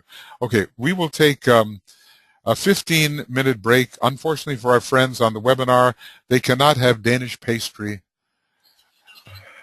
Although probably the morning is not pastry time, is it? It's just bread and butter, isn't it? Okay, so we'll take a little break here. And we'll come back in 16, 17, 15 minutes. And let's see who we got with us now. Just checking. Oh, we have 12 people. Wow, we're just getting, hi everybody. I could turn you all on here, but it would be a tremendous cacophony. So because if you don't have a headset and if I turn on 12 people at the same time, we're going to have a problem. But we have Australia, Canada, Finland, Latvia, Finland again, Australia, Spain, Los Angeles, that's a country of its own. It looks like we have Greece here as well, Australia, I think, and Virginia and Finland. Okay, welcome everybody, and we'll be back in approximately 15 minutes, continuing with white magic and anything else that comes to our mind.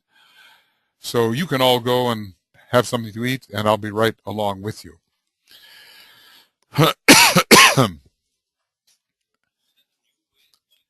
Well, it hit me last night in the middle of the night that why don't I just invite everybody to join our class?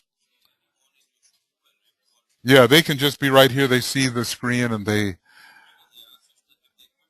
yep, that's it. They're here. Now, it's limited to 100, but I don't think we're in any danger of overflowing the... Yes, right now, they are seeing my picture here. They are seeing what's on our screen. And as we go and talk, the only thing is they can talk.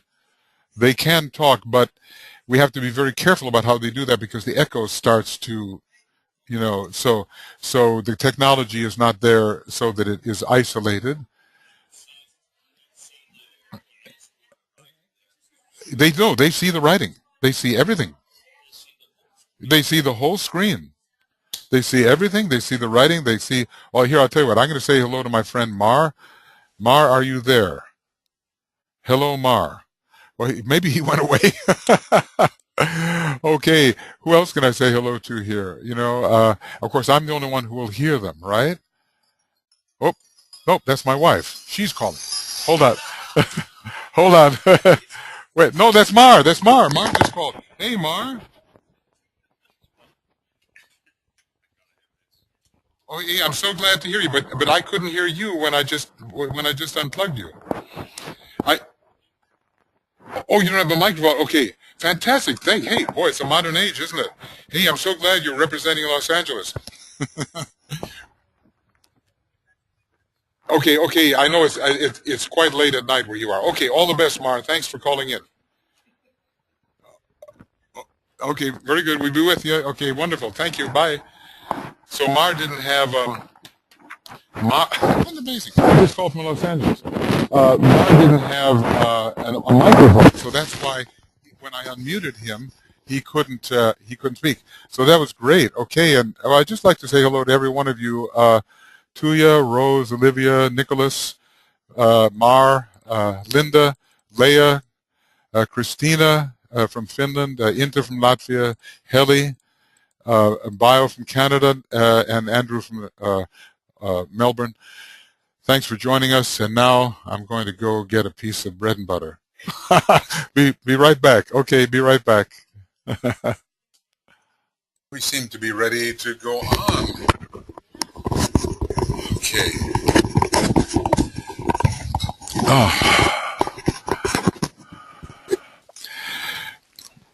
You see, I don't dare break this this webinar up into pieces. Otherwise, everyone will have to sign up again.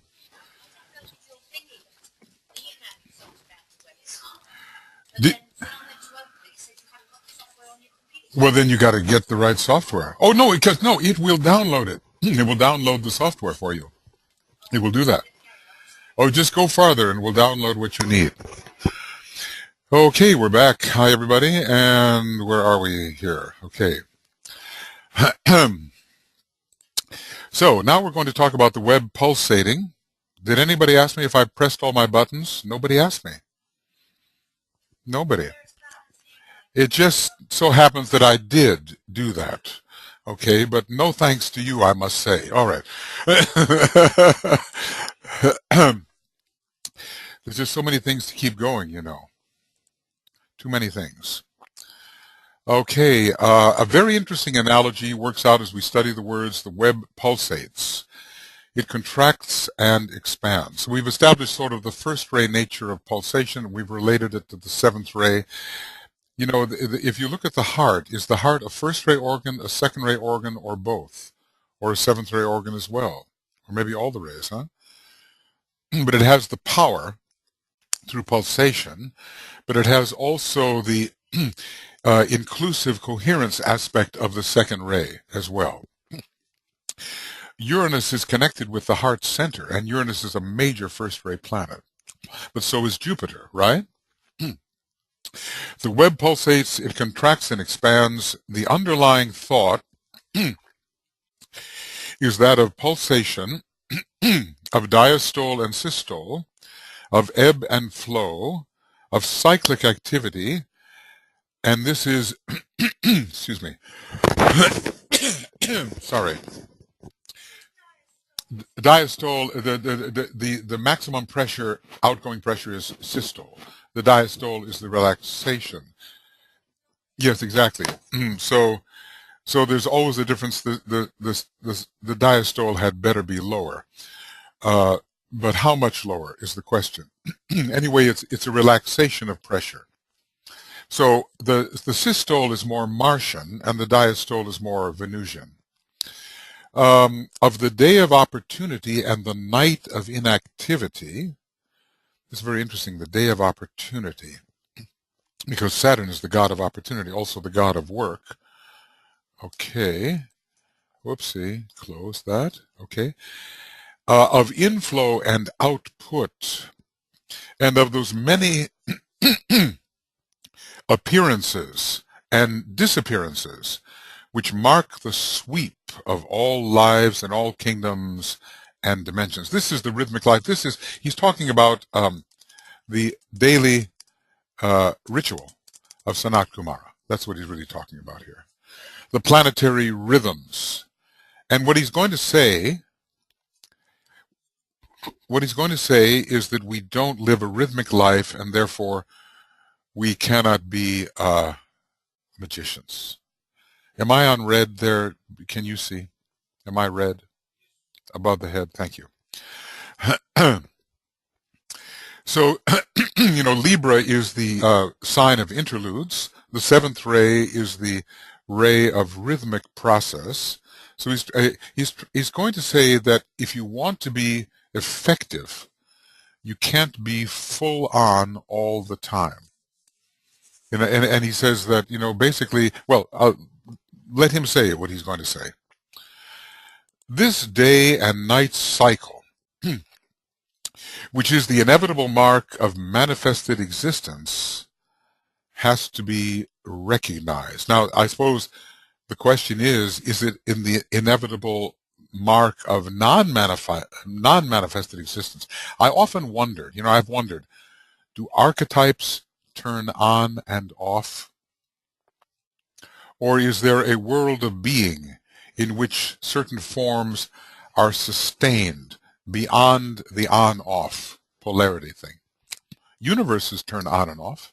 And sometimes we think a thing is on all the time when it's really on, off, on, off, on, off so fast that we don't detect the off. Like a fan.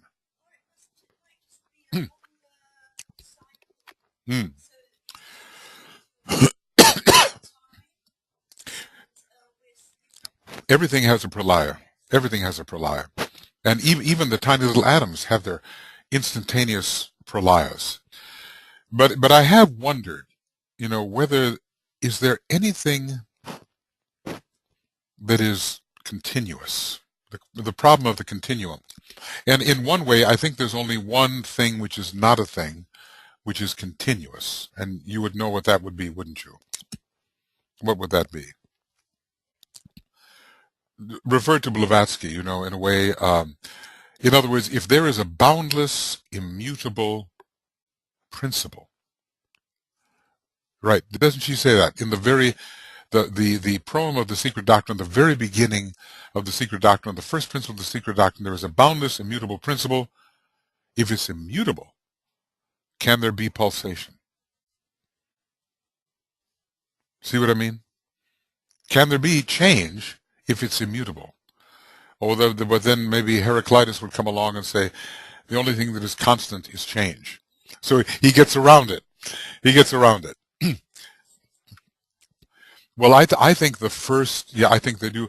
I think the first two principles or keynotes of the secret doctrine contradict each other in a way, which sets up the divine paradox. There's a boundless immutable principle, and there is a law of periodicity, which is based on mutability. So you might just say that the only thing that is constant is change, but I think there's more to it than that. I don't think change is allowed in the ultimate principle. Yeah.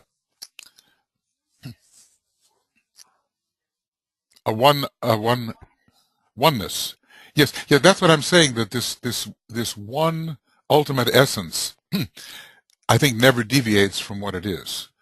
But then we can't really say what it is. Anyway, we won't go there right now. Blavatsky went there, and others have tried to follow. This night and day and night cycle, which is the inevitable mark of manifested existence, has to be recognized. Has to be recognized.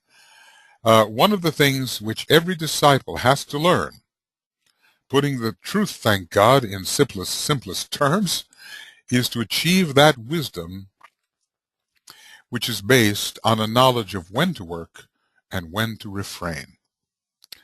When to work and when to refrain. As a matter of fact, it is said that somehow patience is a very final first ray acquisition. And it's this power to wait and not to do when you should not be doing. Now, Aries people have a terrible time with this. And this is why Saturn falls in Aries. One of the indications of how Saturn falls in Aries. They don't know when not to do. They cannot observe right timing. Libra people, on the other hand, should be quite good at this knowledge of when to refrain. But then there are some people who don't know when to act. They just keep on refraining, if you know what I mean. So, that hesitation. Look before you leap, and he who hesitates is lost. What are you going to do? Okay, so when to work and when to refrain, the master of the interludes here under Libra, and on an understanding of those periods or interludes which are characterized by speech and by silence. Okay, so this is a very practical thing. When do we speak and when do we remain silent? I think it's much harder to master a significant silence than it is to offer significant speech. I don't know if you've found that to be the case. There are appropriate silences and appropriate speech, and inappropriate silences and inappropriate speech. So this whole question of appropriate action and appropriate inaction, only long years, wise observation can teach it.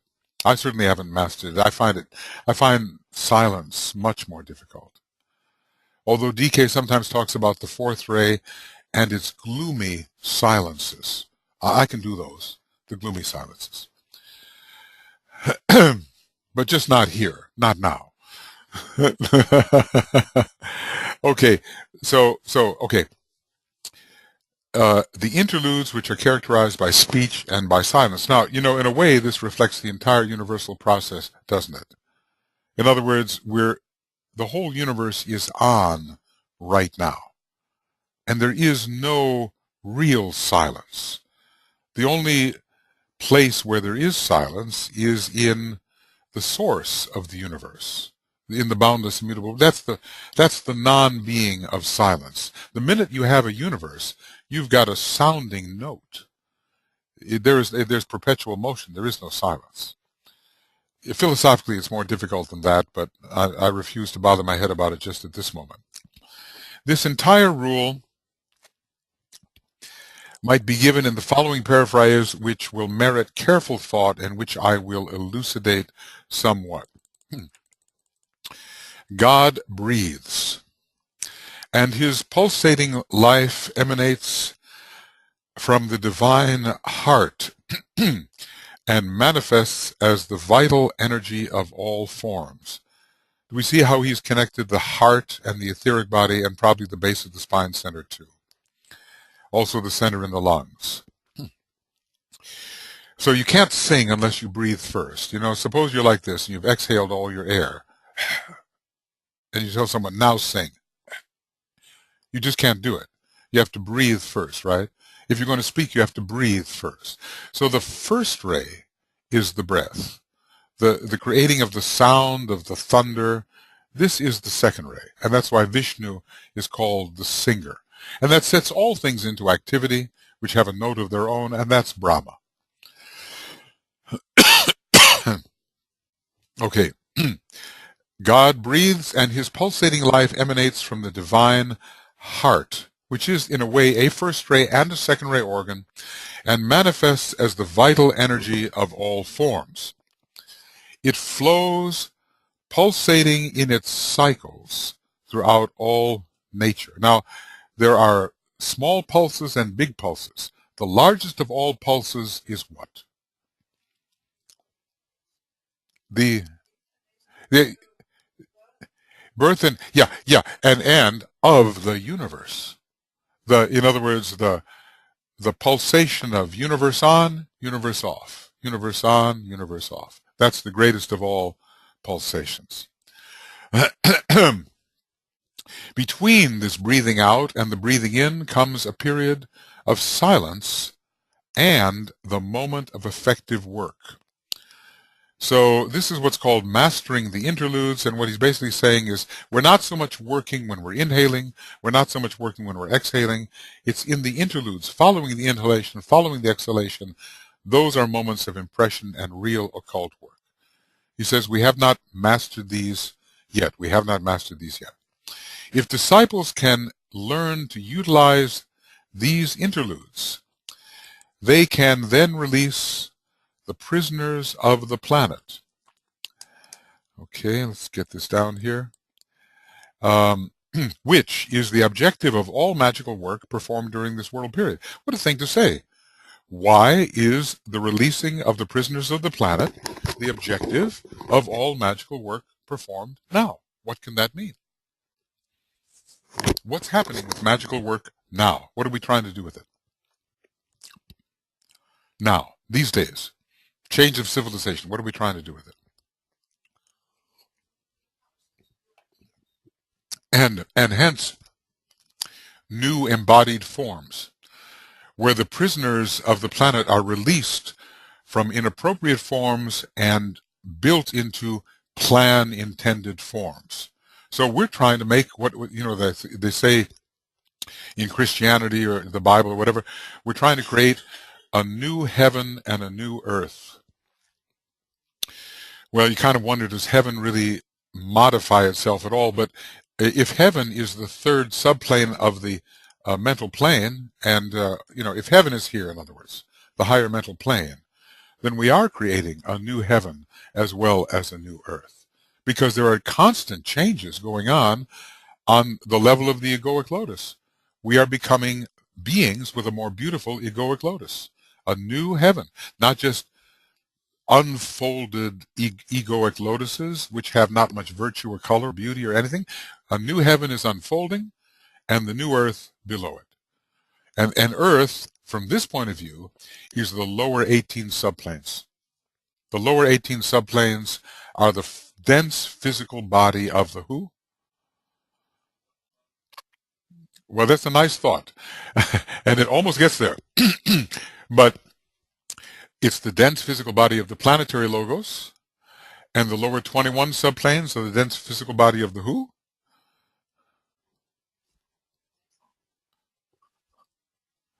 Who's next in line after the planetary logos?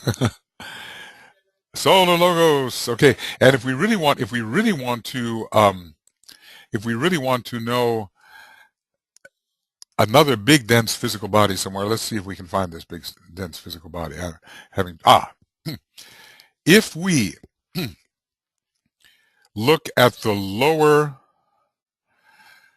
18 cosmic subplanes, this is the dense physical body probably of the cosmic logos.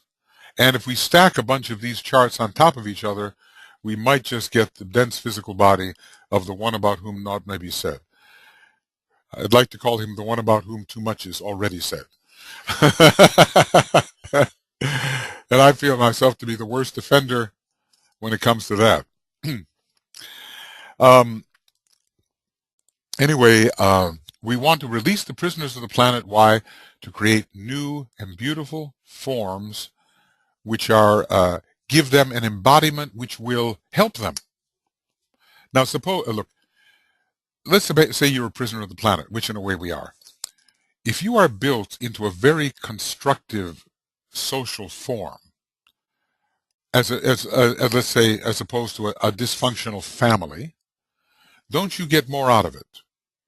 In other words, suppose you go to a wonderful school where everything is beautiful and people are relating in the most loving and illumined manner. You're built into that structure, and because you're built into that structure, are you not getting a lot out of it? Then you go home and your normal dysfunctional family is there and you're built into that structure. And what do you get out of that? See, so if you're a prisoner of the planet, being built into a new structure, which is ideal, will give the unit that's built into it much more of value. And thus it is for these tiny little lives.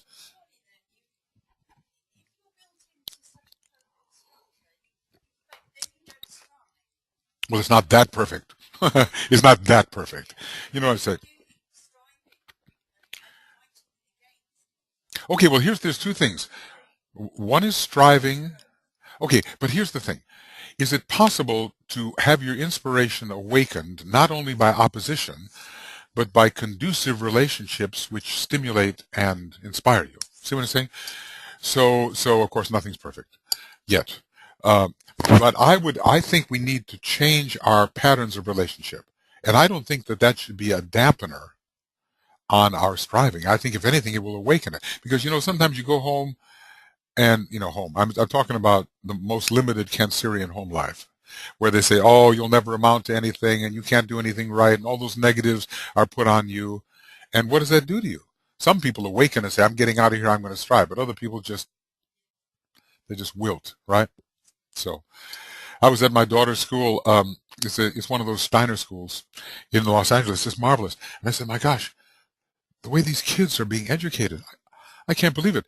There's not one kid in a million that's being educated in this way, in this just so beautiful, conducive, drawing forth, real educare, real, yeah,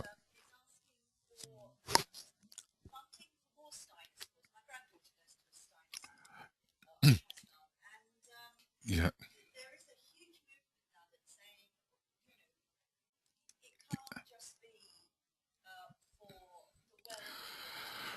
No. And it says, when will government, i.e. our collective political will, when will we support those things? Right now, we're supporting means of killing each other, dominating each other, cornering the world's resources. Yes,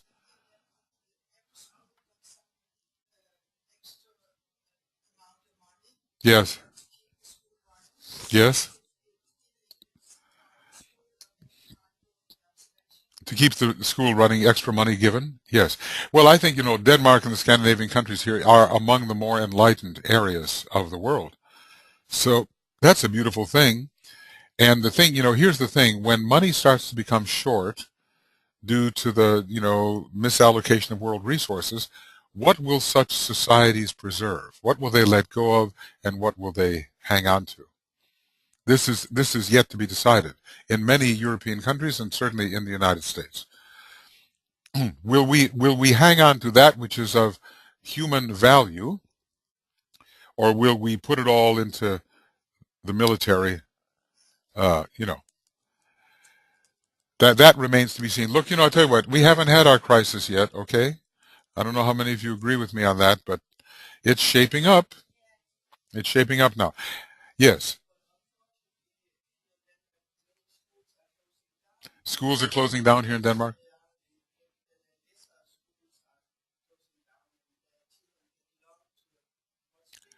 So the smaller schools are closing down. Uh huh.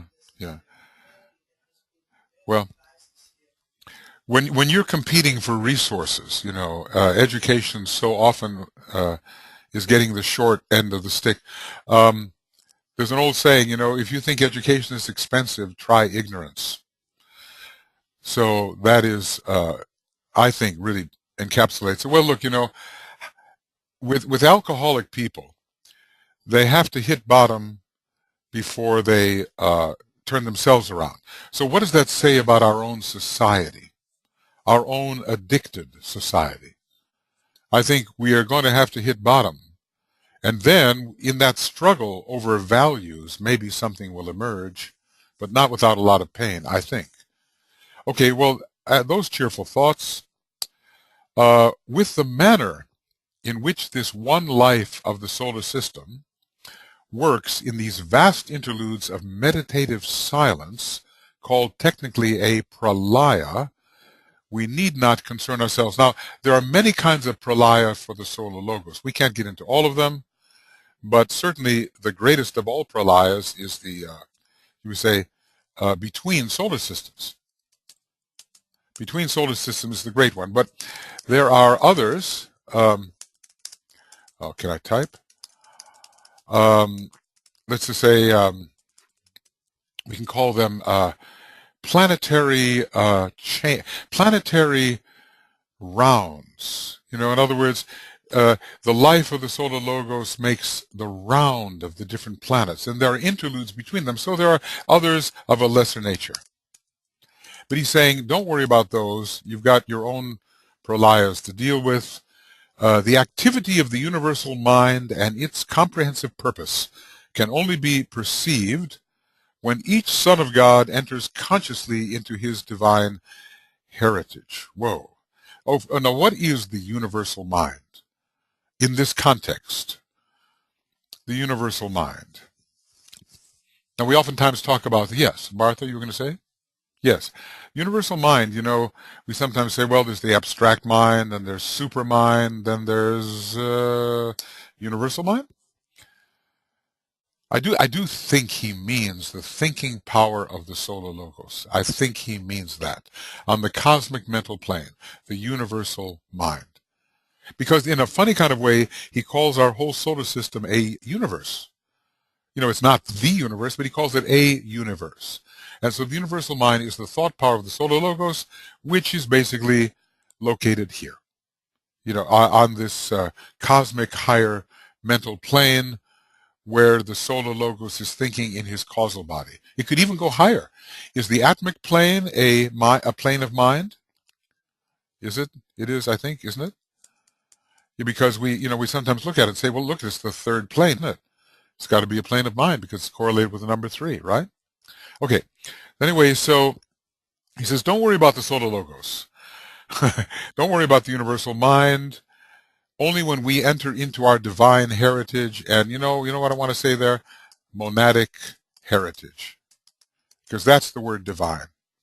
If he was saying when we enter into our spiritual heritage, that would be one thing. But I think that divine heritage has to do with our monadic nature. So I would say at least 6th degree when we come into our divine heritage. In other words, when we inherit ourselves, we return to the monad. That's what it means to me. Then maybe we can relate to the solar logos and some of the purposes of the universal mind. Okay. The mode of working by means of which our planetary life utilizes the cycles of silence concern him alone. Between chains, between globes, in various incarnations. Was our planetary logos busy in the last solar system? Was he there in the last solar system? I think so. Will he be there in the next solar system? I think so. Okay, but that doesn't necessarily mean that all planets who are with us in this solar system will be with us in the next solar system, because a planetary function is like an office that you hold, president, vice president, whatever. Maybe someone else can move into that office. Maybe some of those beings will complete their evolution in this solar system, and their places will be taken in the next solar system by runners-up. The master moves on. Someone has to take his place. The high disciple moves on. Someone has to take his place. Why should it not be that way with planetary logoi too? I think it should be. Good old law of analogy, right? But anyway, we don't even worry about the planetary life and his pulsation. Like Alice Bailey said, the one thing all of you students of occultism have to learn is to mind your own business. So, meaning attend to what we have to deal with concerns him alone. And it must be remembered that each planetary logos has a different pulsation. They are unique individuals. They have different cycles. They have different rounds. They even appear in our solar system for a different duration. Venus is from beginning to end, not so the Earth. The Earth is not from beginning to end. Was it there in the beginning? I don't know. Maybe. Will it be there at the end? Maybe. But not the whole duration of the solar system. You know why? Because even in a body, what happens to the lower chakras when you start to die? Of course, for a solar system to die, how long does it take? Like billions of years, right? Withdrawing. So gradually, the lower chakras are going to give their life up to the higher chakras. They won't be there. They'll be disintegrated. See? Okay, anyway, those are the principles. Each planetary logos has a different pulsation, and of course, those are the secrets of initiation, and we are not going to know them. A varying periodic interlude, and his own unique method of procedure. This is what DK says. He says, the veil has wisely been thrown over planetary lore. We don't know that much about it. The veil has been thrown over planetary astrology and cosmology. We have enough to deal with right now, but one day we will. Okay. What does concern the student of these instructions, however, is how he himself can attain a definite constructive activity in his interludes. This is us. This is very particular, isn't it? Because we all live a life with certain rhythms, and are we building what we want to build? This is the question. Are we skillful? Do we have, remember what Alice Bailey's third letter was? She was D, she was R, and she was S. She was detachment, and she was rest, and she was also S. What did that S stand for? Even Alice Bailey. S, in her case, equals. Nope. How about that? There we go. Skill in action. Skill in action. All right. So that's the question about us. We may be very well intended. We may have some good knowledge, but do we have skill in action? So anyway, here are the interludes of a human life. And they fall into three categories. Let's take a look at those. Life interludes, or those periods wherein the spiritual man is out of incarnation and has withdrawn into the egoic consciousness. Now, this is what Ella was talking about a minute ago. That's a very large cycle when it comes to the human being, although relatively tiny when you look at the whole of human development. As a matter of fact, what I sometimes think is that, like after every root race, you don't just run into the next root race. You take a breath before going into the next one. And I think after going through every kingdom, you take a breath before changing the next kingdom or the next hierarchy. These interludes are part of the big secret. And they are given to us in cosmic fire. All the yugas and the manvantaras and the mahamanvantaras, they're given to us there. And Blavatsky says that these figures are not fanciful, that they are real, she says. Okay. So when you look at this sentence, what do you think about withdrawing into egoic consciousness? What part of the death process is that? What do you think? An interlude wherein the spiritual man is out of incarnation, the jiva is out of incarnation, and has withdrawn into the egoic consciousness. What do you think? Is that the astral plane? Is that the mental plane? It's not Devachan, is it? It's beyond Devachan, isn't it? So somehow we get back into our causal body before we start out again. Now, some people say that we do that every night, only we just don't have the facility to remember. In other words, that in deep and dreamless sleep, it's not all about running around on the astral plane or the mental plane. There's actually a withdrawal into the egoic consciousness, which is not registered. That's very interesting, because it's like a nothing as far as the brain is concerned, and yet it's very real. Okay, now, so apparently between lives, now you know what's often puzzled me is when a very, very primitive human being withdraws into egoic consciousness. There's not much there yet, you know. There's not much self-consciousness that can be called intelligent or illumined. It's very, very quick. It has to be very quick. I think he'll discuss that right here. These interludes for the little evolved are practically non-existent. Time spent in egoic consciousness. And yet, of course, that is the center of every human being, isn't it? The egoic lotus, the causal body. They cycle in and out of incarnation with amazing rapidity. Now, DK is using the word amazing. Remember, he's given to understatement. So if he says the word amazing, it must be. It must be a very, very rapid cycle. So you kind of wonder, you know, how many lives have we had? How many thousands of lives have we had? It is in the number thousands, isn't it? But a lot of those lives were spent in a very unconscious state with the door swinging open and closed rapidly.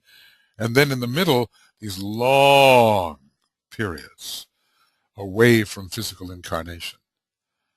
But as I look at everybody in this room, I know you don't want to stay away for a long time, do you? You'll be happy to come right back, won't you? No. Oh, this is all of us will outgrow Devachan, won't we? I mean, who wants to have fun? Hey, I'll tell you what. This is how you can tell whether you're outgrowing Devachan. No, I can't say this. I just can't say this. So the question is, you know, how much in this life are you given to fun and pleasure? Oh, I'm just betraying a terrible prejudice here by saying this. Anyway, I leave this to your contemplation. That doesn't mean you can't enjoy your life. I enjoy your life. Okay, it's okay. But, you know, well, you can be fun on the other planes, you know. uh, what I'm saying is that Devachan is a good time. But it's more than a good time. It is actually building in faculty that we need. But at a certain point, you know, you become full and you don't need it anymore. So I'm saying that a lot of people follow the primrose path. You know, they just want to have fun. They want to play on the green playing field of life, you know. That's like a reflection of wanting Devachan here and now. So that when they die, well, what are they going to do? They're going to go have fun, you know. They're not going to stick to the ashramic business. You know, there'll be two doors, you know. One will have all this attractive thing. You go through that door, good time. And the other one, the master's standing there and saying, you know, you're going to go in that door. I think all of us will be confronted with that. But I think we're reaching the point where, frankly, you know, we know what it's all about. So it's probably not going to be the Devachanic life for any long period of time. We read about that last time, about Devachan and the purpose of Devachan.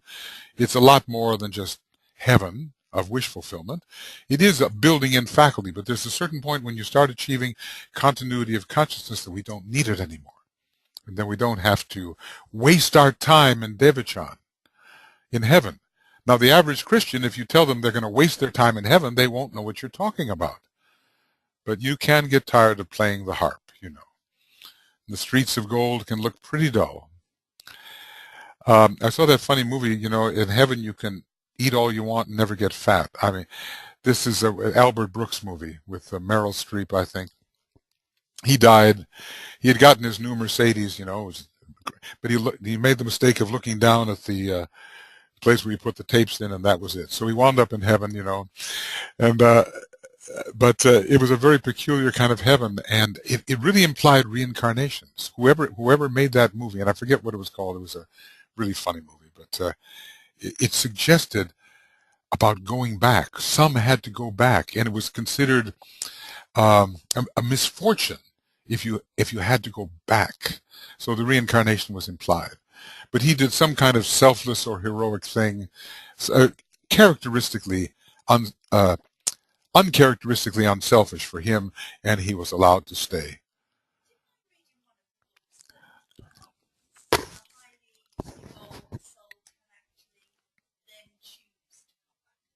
Yes, yes, and that's another thing.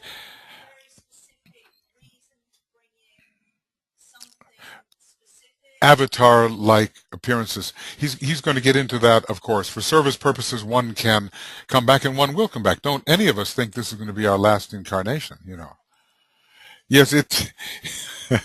Okay, anyway, so the little evolved are practically non-existent. They cycle in and out of incarnation with amazing rapidity. The physical plane analogy of this rapidity of activity is to be found in the intense rushing to and fro of the ordinary man as he meets the exigencies of existence, and also in the difficulty he evidences in patience and in waiting and in achieving meditative poise. I think, if the shoe fits, okay. Uh, yes, now fret. Let's all fret.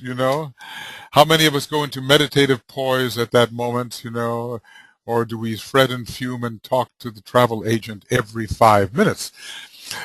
Um, but this is interesting because there's a lot of it sounds not so much like Rajas as it sounds like, and I'm not so much like Thomas as Rajas.